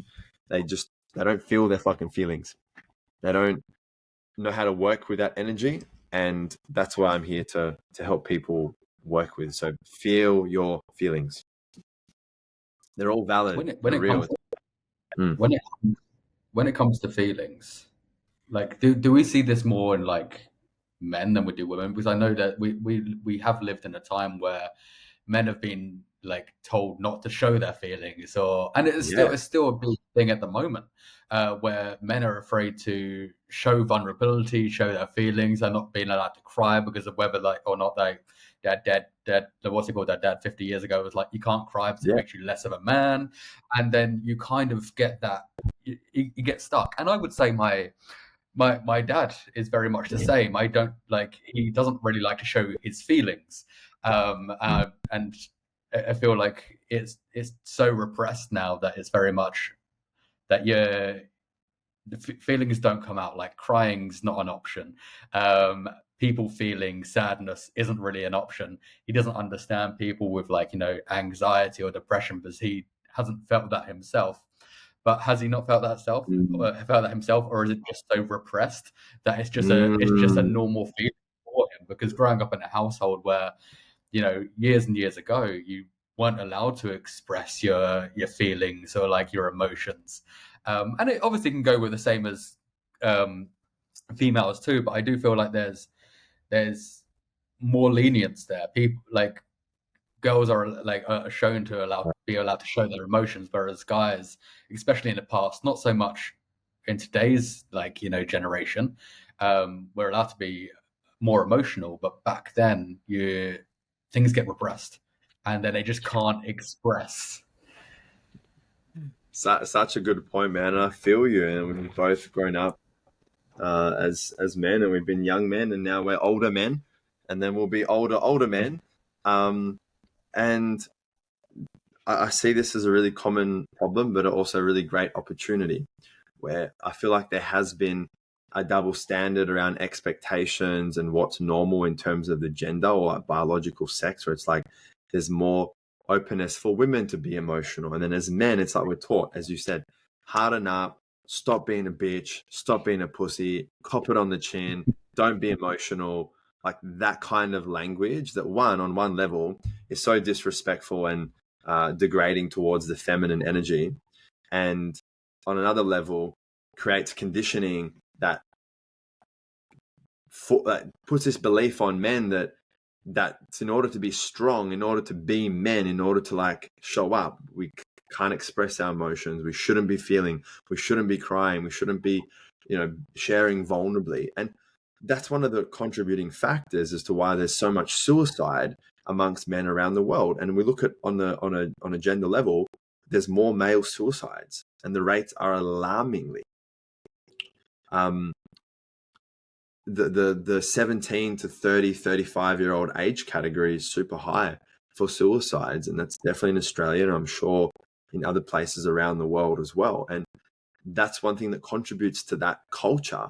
And we have the opportunities to rewrite that, to rewire that.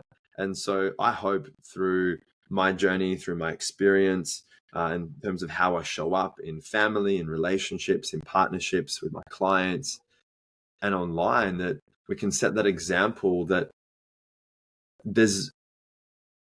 we get to be full spectrum humans And the more we meet ourselves with compassion and acceptance of what we're feeling and what we're navigating, we're going to feel freer. We're going to feel more open.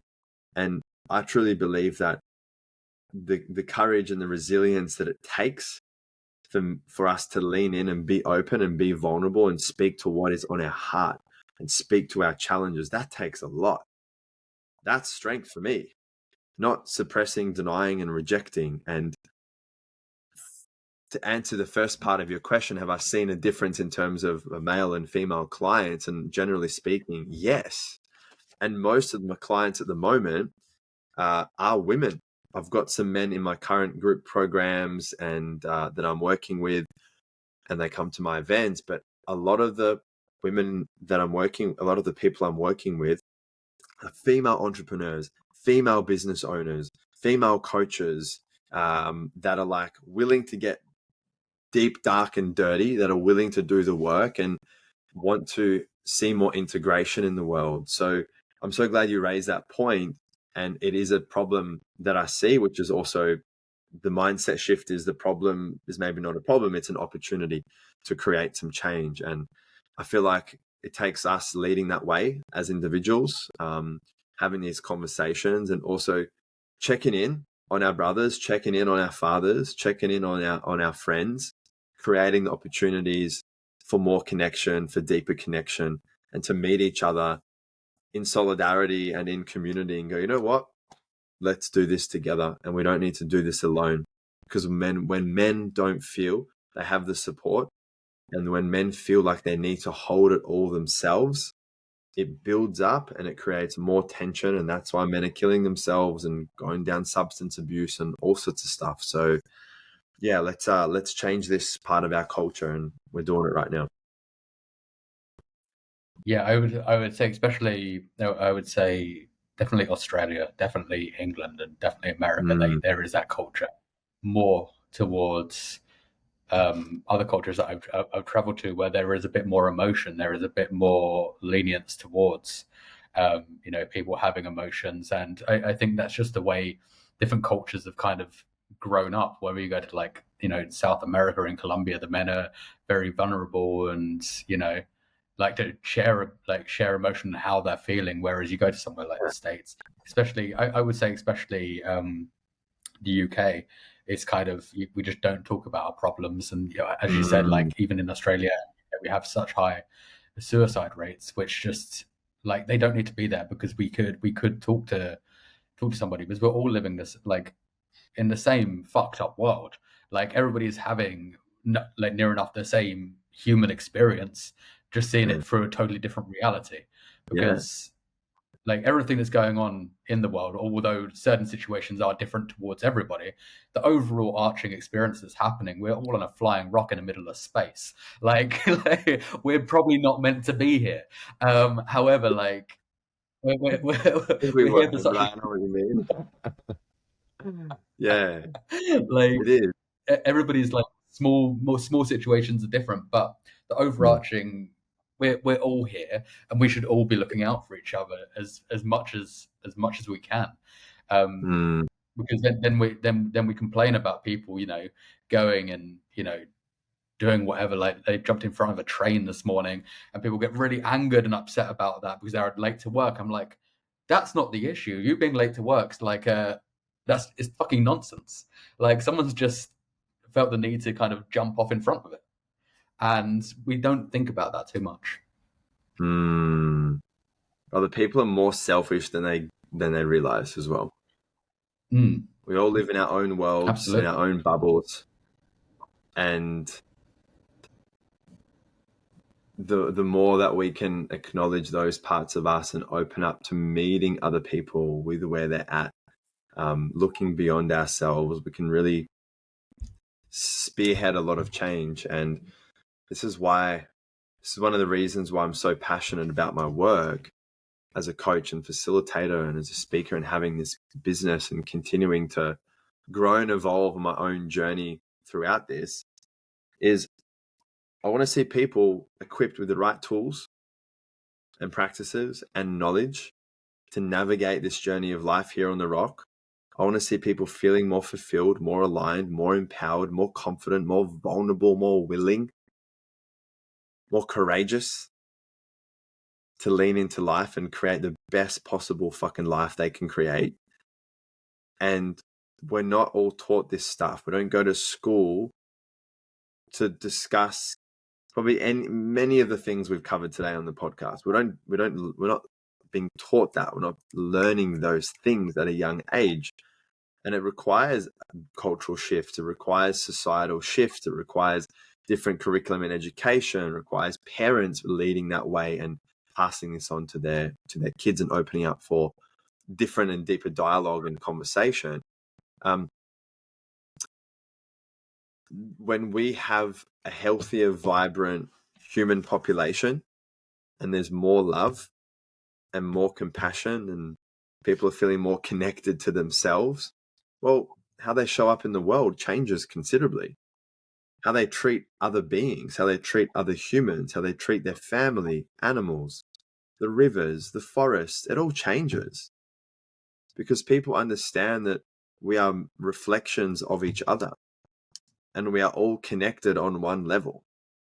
And what I do to you, I'm doing to myself, which is what we're seeing with the environment. What we're doing to the environment is actually us doing it to ourselves because we are intrinsically linked.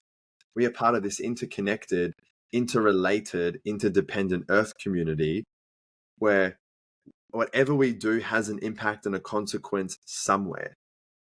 And that illusion of separation, that illusion of disconnection, I think is one of the core opportunities humanity has to shift our trajectory and to shift the paradigm in terms of how we relate, how we do business, how we show up, is to question that illusion of separation and really dive deeper into that and remember that, feel that, see that, and have that in mind as we navigate life on this rock floating through the solar system, as you shared. I think with that, we like everybody does have their own perceptions on the world, and obviously the perceptions of those around us and the perceptions of ourselves. And Yeah. sometimes a lot of people are just in the clouds about it. Like they're not thinking what's best for them, what they need to be doing, or anybody around us. Everybody's in their own unique little bubbles and just kind of trying to get by the best they can. And Yeah. some people think they're aligned to something that, maybe isn't meant for them, isn't the best for them, but they have to realize that later on down the line. Because on one hand, yeah, they, it's probably holding them back. However, they have to learn from that as well. And maybe that's a few years down the line, because there's multiple times when people will be like, I'm in alignment with something, and I'll follow a dream path, for instance, and it turns out, hey, that wasn't for me. I thought this was something that was perfect. This is going to be my life's dream and ambition, and then later on down the line, it works out that it's not, and like I should have gone down another route. But there's always those learning curves as well, and I think everybody is in their own little bubbles, in their own little clouds, and just kind of everybody has to make those mistakes to hopefully find what they're looking for. It doesn't always happen to everybody. The majority of people, I would say, probably don't find that because they're, as you said earlier, there's the comfort mattress. But the people that are willing to take that leap, yeah, there may be mistakes along the way, but mistakes are what makes us, and mistakes are what leads us to grow bigger and better, and like you've created that growth. And I love that shit. I have a high appetite for growth, and my clients do as well. I work with people that have that willingness for growth and that willingness to delve into that. And one thing I found very supportive for people on the journey, and some advice I can share with people now, is to meet yourself with compassion and curiosity. Be compassionate to yourself. Be curious around your experience, around what's happening for you, what you're navigating, your dreams that have been achieved, the dreams that you haven't achieved. Be compassionate, because we all go through seasons. The pendulum swings left and right and up and down, and yay and nay, and light and dark, and all of it. So we might as well make that journey the most enjoyable as possible. And a little, actually, I'll show you right now, actually, because I've got the jacket here. So for those of you not watching the video, I've got this jacket of mine, and there's this beautiful lion on the back. And some of the messages on here, one of the main phrases, it says, sometimes you win, sometimes you lose, but it's crossed out the lose and it's substituted lose with learn. So it says, sometimes you win, sometimes you learn. Now, this is one of my mottos. This is how I do life. I don't see things as failures. I don't see things as like wrong. I don't see things as like fucking up, because I can very quickly, and it's not about bypassing the feelings of that happening, but it's more about being able to find the gold in it, to continue to evolve, continue to grow, and find the gold, find the wisdom, and to refine and continue to shift. And one of the other messages on the jacket, it has the word impossible, and then it's crossed out the I am, and it just says possible. So how much of a different life would it create for you if you chose to live your life in a way where you looked at things through the lens of, sometimes I'm winning and sometimes we're learning, as opposed to losing. And for everyone listening, what change would that create for you if you chose to embrace the stretch, embrace the uncertainty, and to know that you are guided, you are supported, you are protected at every step of the way, and the universe wants you to win. The universe wants you to win.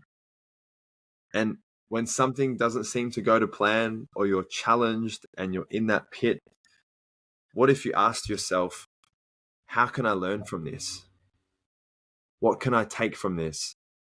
How can I use this experience to come into greater alignment with who I am and what I need and my next level, and to bring your power back into yourself, ask those questions, and I can guarantee it'll help you to feel more empowered in your life and more fulfilled if you do so. And with anything I've shared today personally, for everyone listening, and even for yourself, Callum, like, take what resonates and leave the rest. Take what resonates and leave the rest. There may be opinions, perspectives, thoughts, beliefs, truth that I've shared that may not be your truth, may not be your beliefs, and that's okay. This is why we have the opportunities to converse and discuss and meet each other for who we are, and learn from each other, and really experience that fullness of life. And the fullness of life has dark times. It has deep, disruptive, challenging times. And the journey is also filled with so much joy, so much love, so much celebration as well. We've just got to choose it and see it and embrace the journey, I reckon. Yeah, it's finding the positives in the negatives, because there's a lot of negative things that can happen, and like, you can just let that kind of overwhelm you and take over, or you can kind of look at the positive learning experience from it, because nothing always goes right. Like, people that, especially that, like, in the rise of like things like, the essence of manifestation, for instance, people assume you're just gonna sit and think and it's gonna happen. But the world's going to throw you, the universe is going to throw you some fucking wild shit prior to see if you can deal with it first. And I fully believe that, like, especially in the last like few years, because I think my routines now become, a bit of visualization, like meditation and journaling and things like that, and putting your thoughts down. But I think I think a large consensus of people think that you're just sitting there thinking and hoping it's just going to happen. But you have to kind of make those changes in yourself. You have to work towards things, and there's going to be some rockety roads ahead, because it's not just going to be an easy flow. You need to make sure that you are ready for what you can receive, if you're able to receive it. And I think people do get confused that, when we do dive into things like manifestation, that you're just going to sit there, think about it, and it's just going to appear. Like, I'm going to wake up one morning, it's going to have like $1 million in my bank. That's not how it works. Like, you need to be working towards it, and you need to go through Yeah. bits and pieces, like whether they be good or bad, to actually find out if you actually deserve what you're asking for. Interesting, hey? Yeah. This is I feel like on one level, we're all deserving, we're all worthy of what it is that we want to dream or think of or call in. And I think sometimes the lack of self-worth or the feeling that we're not deserving is the one thing that gets in the way of actually receiving it. Because we go, well, who am I to receive this? Who am I to earn this money or to have this relationship or this health or, to run a podcast? Who am I to fucking be a coach? Who am I to run a podcast? Who am I to, create art or music? Like, there's often so much of these thoughts that get in the way of us actually feeling the way we want to feel, and we get to change it. Big time. I think a lot of people kind of like poo-poo the idea that, like, manifestation is real, or that you can cultivate and create your own reality. Most of the time, whenever I talk about the woo-woo stuff that I do, whether that be journaling or a bit of visualization, people are just like, that's cool. But like then you hear about like these entrepreneurs and like athletes and celebrities, and talk about creating their own realities through like visualization and manifestation. And like, if these guys can do it, anyone can. Like, everybody's got the opportunity to create the life they want to live. It's just if you believe you can. And I feel like most people do believe they can. There's just that kind of, it's instilled into us that we can't from a young age. Although we're told we can do anything from a young age, we're also it's then beaten out of us by the age of like 10. Yeah.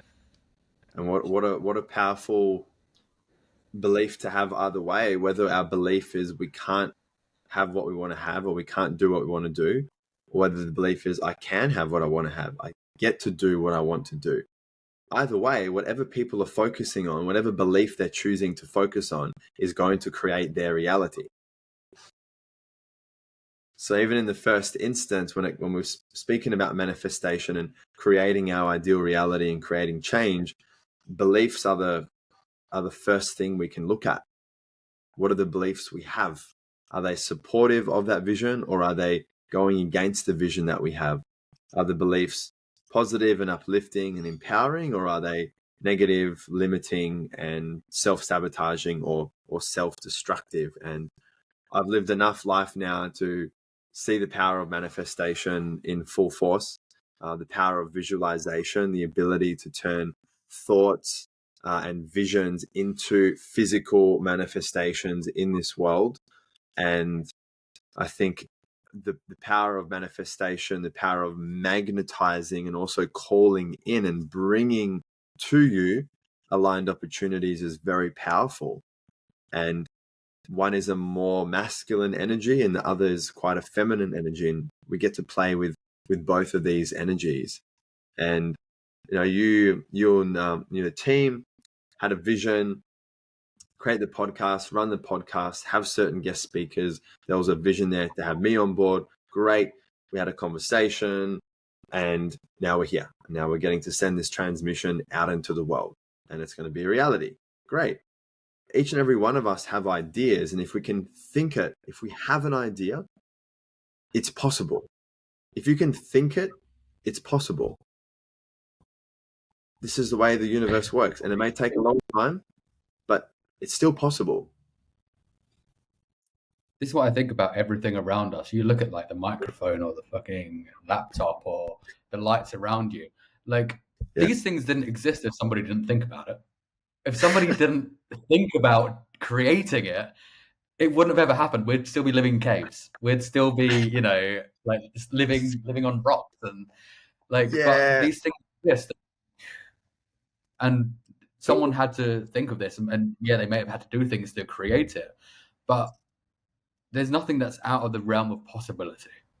Mm. And I think you just have to believe in yourself and believe it's possible, because you can create your own reality. Like, the perception you have in the world, if you think there's only going to be, like, scarcity and no opportunity, there's not going to be any. Whereas if you react with, that's how you're going to react with that reality. But if you think there's going to be like an opportunity, then these things will manifest themselves to you. You just kind of have to believe. You just have to believe that you can, and you are worthy, and you can, you can create these things. And sometimes people feel like it's a delusional mindset, but yeah, it may be a delusional mindset, but like, you Gotta either have to fucking believe. be delusional, bro. If you're Yeah, wanting to live the wild life of your dreams, there's a level, an element of being fucking delusional and being unrealistic with what you're going after, exactly. and holding that and playing in that energy 100%, man. Ooh.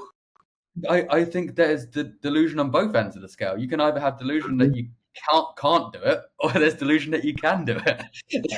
Like, both of those are delusional. I Like, love that. one end of the spectrum, you Exactly. can't sit on the fence about it. Like, you're either delusional that you can do it, or you're delusional that you just can't achieve it. Both of those completely are delusional. So be delusional one way or the other. 100%.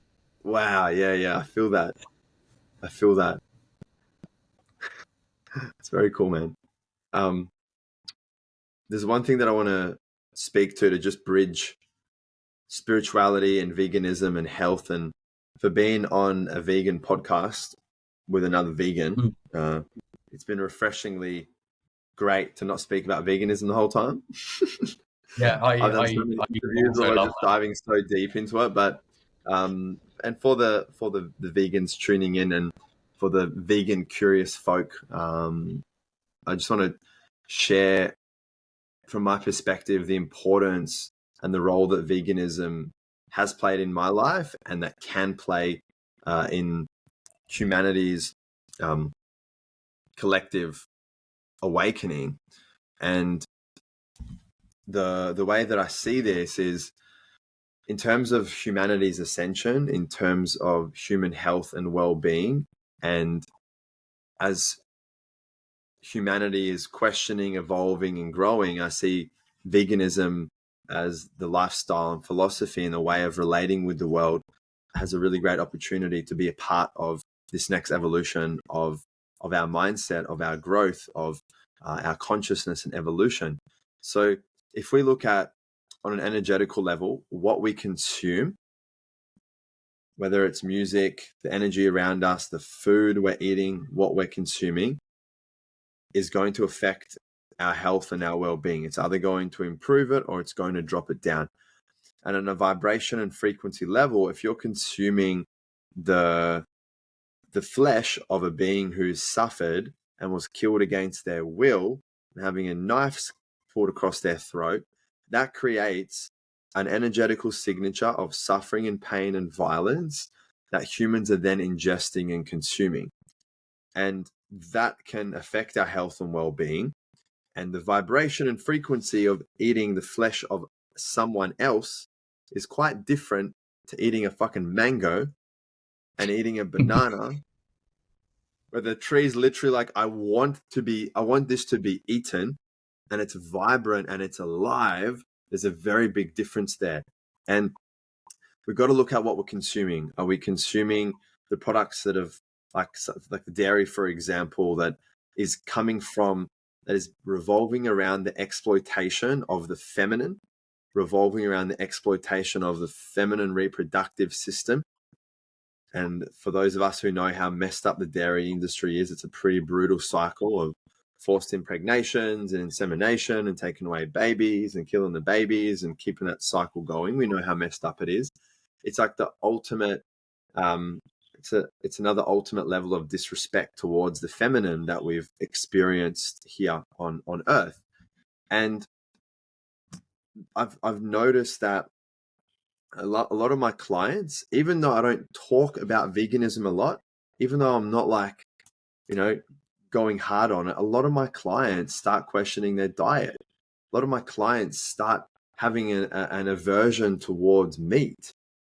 And this is even before I've shared my journey with veganism and anything like that. As their frequency rises and increases, we start desiring and wanting different things. And certain things don't feel good, and certain things feel really good. And I see veganism as a powerful way to reduce suffering and violence in the world, a really powerful way to improve our health and well-being as a species, an incredible way to reduce our environmental footprint, and one way to bring in more love, compassion, and respect into the world, not only for ourselves, but for other humans, other animals, other beings that we share this planet with. And it's coming up to 10 years that I've lived vegan, and it was one of the most powerful, profound, life-changing, beneficial decisions I've ever made in my life. And still out here as a passionate advocate for veganism and the plant-based lifestyle. And I don't see another way of being that can have such the profound positive impact on the earth community. And I can't see any other way of being that has the potential to reduce a lot of the suffering, violence, environmental impact, death, and energy on the planet. Like, I just see this as such a powerful way and a powerful tool. So yeah, it's been a big journey with veganism, and I just really want to continue to promote this as a important aspect of our evolution and growth. And I know some people out there will be like, oh, you're being so arrogant, or you are, typical shoving your beliefs down our throat, and you think you're superior and you think you're more moral. For some things, yeah, I fucking am. That's how I feel. I do feel that unnecessary violence is shitter and worse than not killing. If it's not, I believe that. I feel like abuse and exploitation is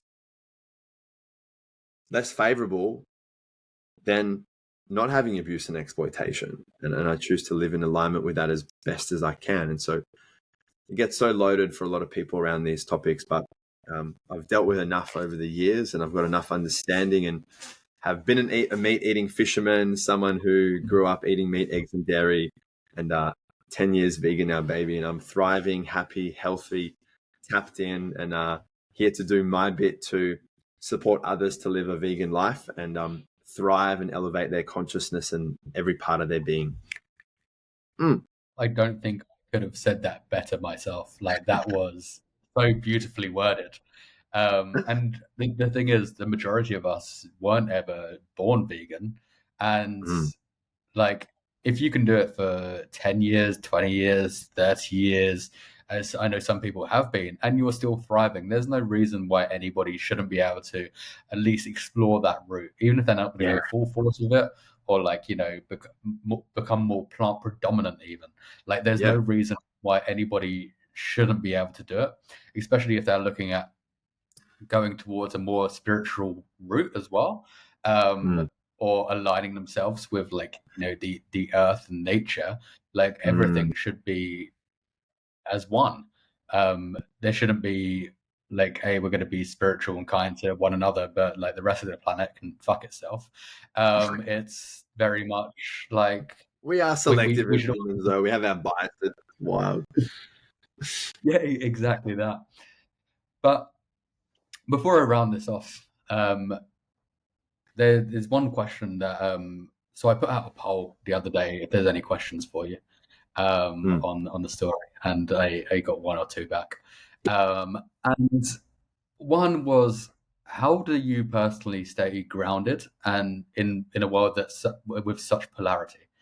Because there's so much against the average human that it's bound to get people thinking, what's the point? What a great question. And it's a common one. And a lot of the things I've shared today around the mindset shifts, the tools and practices that we can use to feel more empowered, to feel more fulfilled in this journey of life, is I just want to emphasize all of those that I've spoken about. But being compassionate. Actually, I'm gonna do a little summary. Actually, so one is accepting that this roller coaster of life swings left and right. It goes up and it goes down, and that we have this lifetime to experience that, to explore that, and to feel what it's like to be a feeling human being. Often when I'm feeling really overwhelmed or disrupted, and like if I'm deep in my pit, there's a quote that stands out. It's like, one day, it's from a friend of mine actually. He says, one day you're not going to feel. One day you're not going to wake up and you're not going to feel. So don't take life for granted, and be grateful that we are feeling human beings. That's one thing. I do breath work every single day, more or less. There's a few times this year where I haven't put time aside to do my daily breathwork practice. And breathwork as a tool has supported me to feel much better, to feel like I can manage stress and anxiety, and to feel more clear, to feel more grounded, to feel more relaxed, safer in my body, safer in how I'm showing up in the world.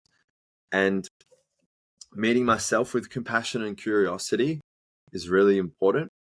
And the more we can meet ourselves in that state, we're taking some of the pressure and expectation off ourselves to show up in a certain way, to be a certain version of ourselves. And this too shall pass. Whatever we're experiencing is only temporary. And I'm just really embracing of the journey of life, knowing that the more we give ourselves permission to feel the depths and the darkness and the difficult times, when that pendulum swings and we rise out of those ashes, we're going to feel the love, the life, the celebration, and all of that to the same extent, to the same degree that we allowed ourselves to go into the things that feel fucked, into the things that feel really challenging. So I suppose I embrace that journey, and my passion and area of expertise is to support people to manage that journey in the best way possible. So there's a lot more I can share there, but know the universe wants you to win. And if you look at life through the lens of how can I learn from this? How can I grow from this? And how can I use this to come into greater alignment with my heart, with my truth, with my mission, with my values? Awesome. We're feeling more empowered. And it's okay to feel like things are fucked and they're not going to change and you're not going to get through it. It's okay to feel that, because we always get through it in one way, shape, or form. Just breathe, fam.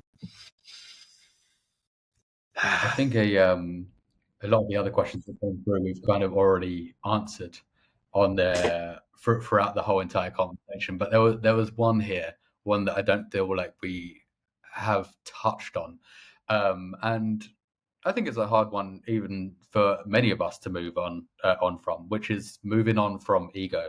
A lot of us are very ego driven, living to find deeper fulfillment.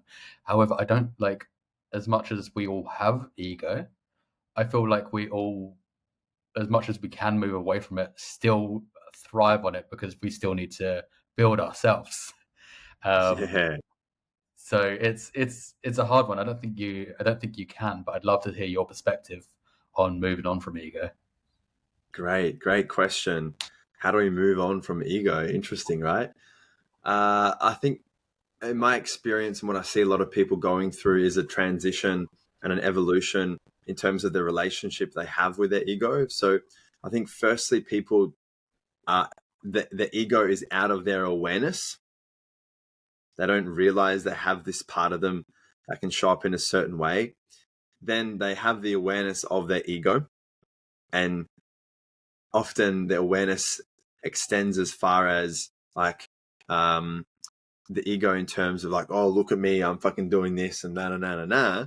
That's one aspect of the ego, but there's this whole other dimension to the ego And the more we can understand the function of the ego and what the purpose of the ego is and how it shows up in our life, we can actually start to move away from, instead of rejecting and suppressing and trying to get rid of the ego. And then people go through that phase of, fuck the ego, I don't want to have ego, I don't have an ego, and they get really identified with not having an ego, which is them being in an ego state anyway, over identifying with that, ironically.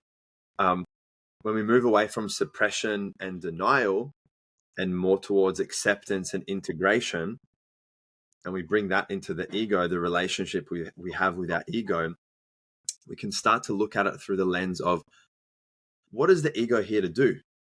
What purpose does the ego serve? Well, the ego has a really important role to play in terms of keeping us safe, in terms of keeping us protected, in terms of helping us avoid situations that have the potential for there to be risk, helping us avoid situations where there's a potential for harm. The ego wants us to feel good. And the ego also at times can be the thing that can get in the way of us creating change in our life, because it's not allowing us to question our beliefs and take responsibility and accountability for things at times when we've messed up or when we haven't shown up in integrity. So I now see my ego as an ally more than anything else. And to know the ego has a positive intention, it wants to help us feel safe, supported, protected, feel good about ourselves, and feel a sense of belonging and to feel good. I understand that has that intention. And instead of trying to deny it and try to kill it, I go, you know what? Hello, ally. Let's work together. I know you're going to be here for me. I know you're going to show up in my life and in my business and in my relationship. So I'm going to get to know you in a really deep way and work with you.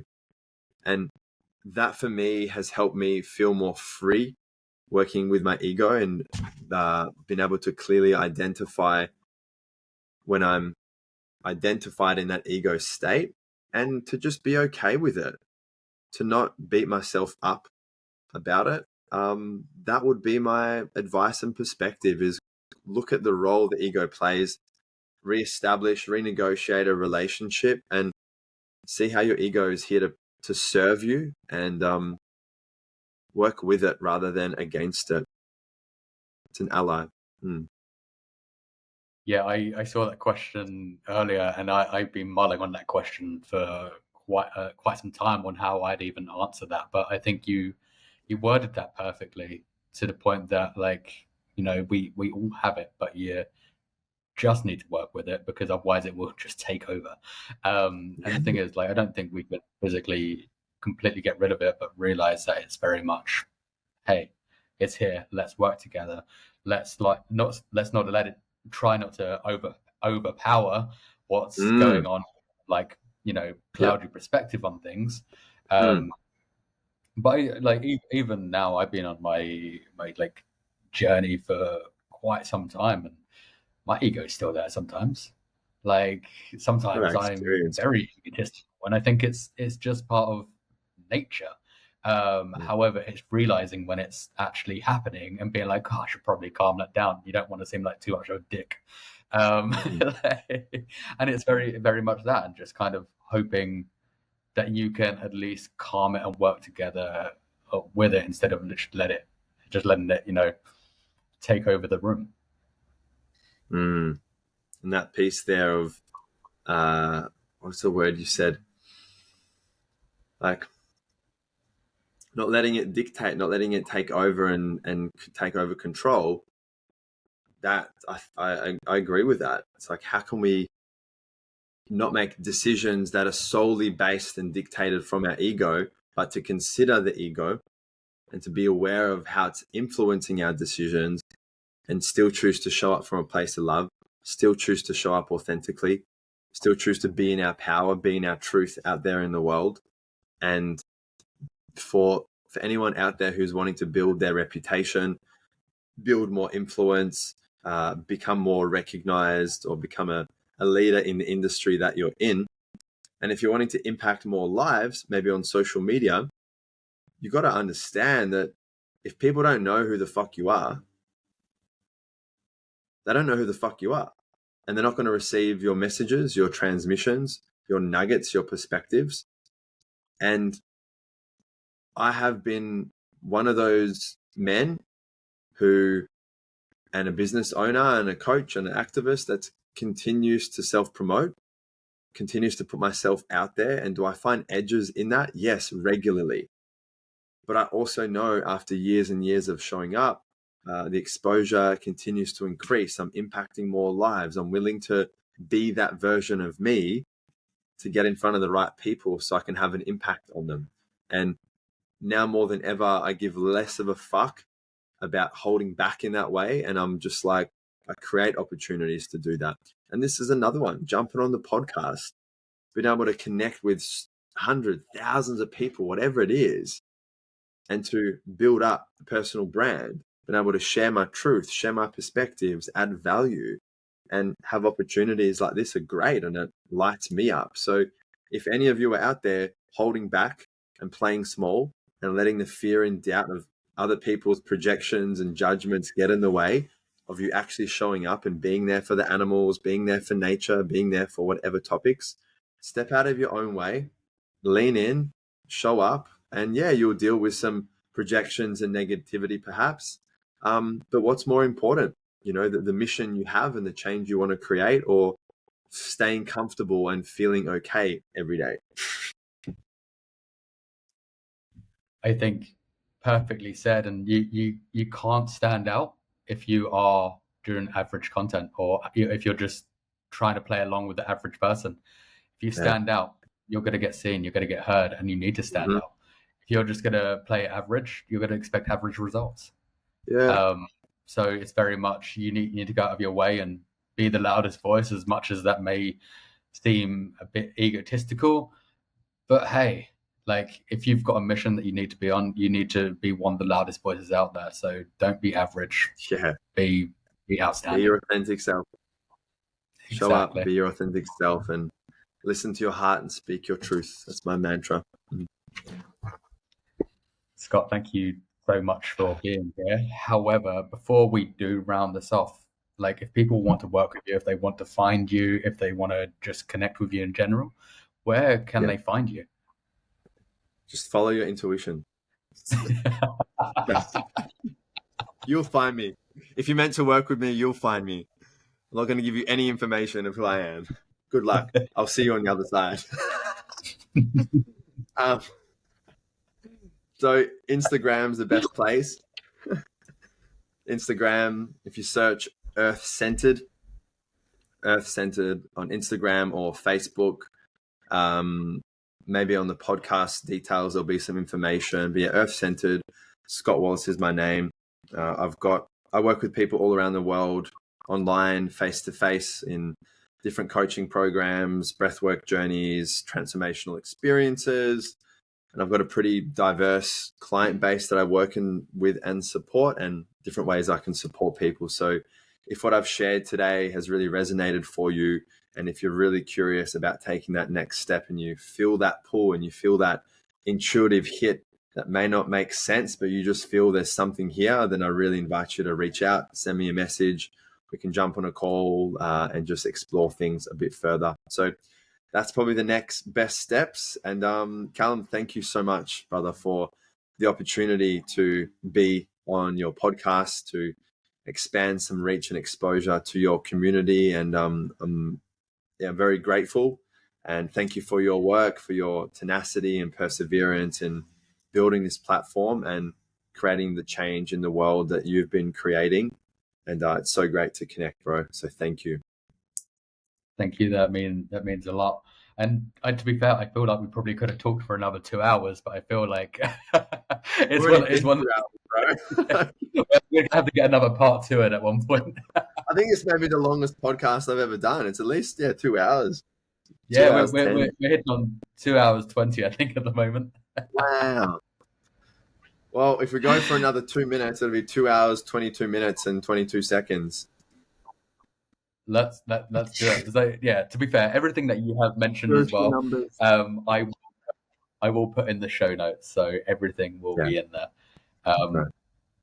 Yeah, but no, thank you so much for your work. You obviously you changed my perspective when I did your when I did your session as well. The vegan camp out, and a lot has changed since then, and you've taken me on this kind of spiritual journey, I guess, that I didn't think I would have been on 2 years ago. So Epic, bro. I'm so happy you were there. And for people and even for yourself, after the podcast, take some time to ground, take some time to breathe into your system, allow everything to land, and to trust that the transmission will find its way through your experience. And just take things one step at a time. We don't need to have all the answers. We don't need to know everything right now, and to be curious in this journey of life. So I'm going to invite you to, let's just take a couple of breaths to close off when we're ready for today's let's do it. big call. So let's close down our eyes and taking a couple of nice big deep breaths in through the nose.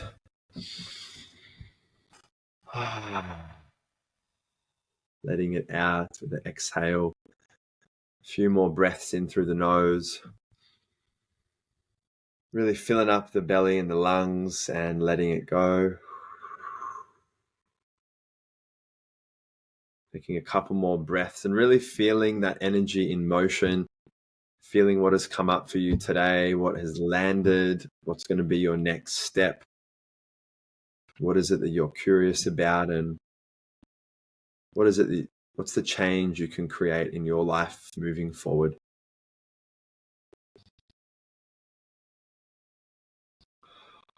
Taking another nice, slow, deep breath in. Letting it go. And so it is. That's a wrap. Love it.